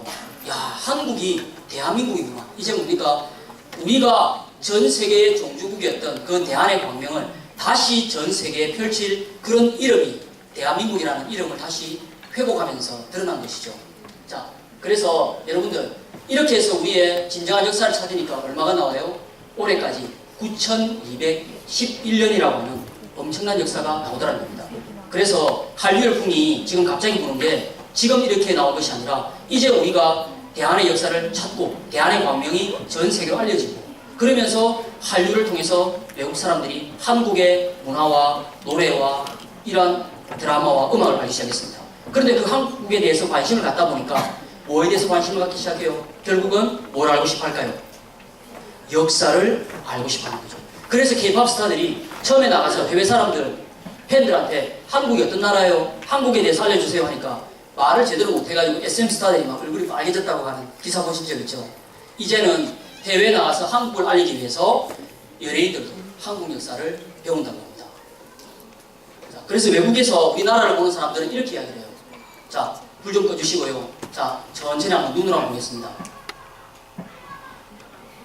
아놀드 토인비도 이렇게 이야기를 합니다. 21세기 세계가 하나가 되어 돌아오는 날이면 그 중심은 동북아일 것이며 한국의 홍익인간 사상이 되어야 된다고 생각을 한다. 자, 우리나라는 성인이 나라를 세우고 다스렸다. 이미 환국 배달 조선 시대 때 그랬다는 거죠. 자, 게으르규 25시를 쓴 신부님은 21세기 세계를 주도할 사상이 홍익인간 사상이다. 이렇게 이야기를 했습니다. 자, 이렇게 9천년의 역사를 이어온 힘이 뭐냐? 대한사랑할 때가 아까 람자가 이런 화랑, 난가할 때 람자라고 했죠. 우리는 역사에 큰 질곡이 있고 어려움이 있어도 우리는 나라를 지켜왔고 이어져 왔습니다. 그게 뭡니까? 정신이 있었기 때문입니다. 역사를 바로 찾고 역사의 정신을 이어왔기 때문인데요. 그 역사의 정신을 이은 난가가 우리는 9천년 동안 계속해서 이어져 왔습니다. 그래서 오늘날은 누가 이런 일을 대한사랑이 이어가고 있습니다. 그것을 여러분들과 같은 젊은이들이, 청소년들이 하고 있는데 그게 바로 청소년 대한사랑으로 그 활동을 하고 있는 것이죠. 그래서 여러분들이 이제 우리 대한사랑과 함께 진정 우리의 역사를 바로 찾고 진짜 우리가 자랑스러운 대한민국인으로서 세계사의 주역이 될 수 있도록 올바른 역사를 알리는 바로 그러한 문화 해설가, 전도사 그리고 역사의 전문가가 되어서 이 자랑스러운 우리 한민족의 역사를 나도 배우고 세계 알리는 바로 그러한 주역들이 되시기를 바라면서 오늘 제 강의를 모두 마치겠습니다. 감사합니다.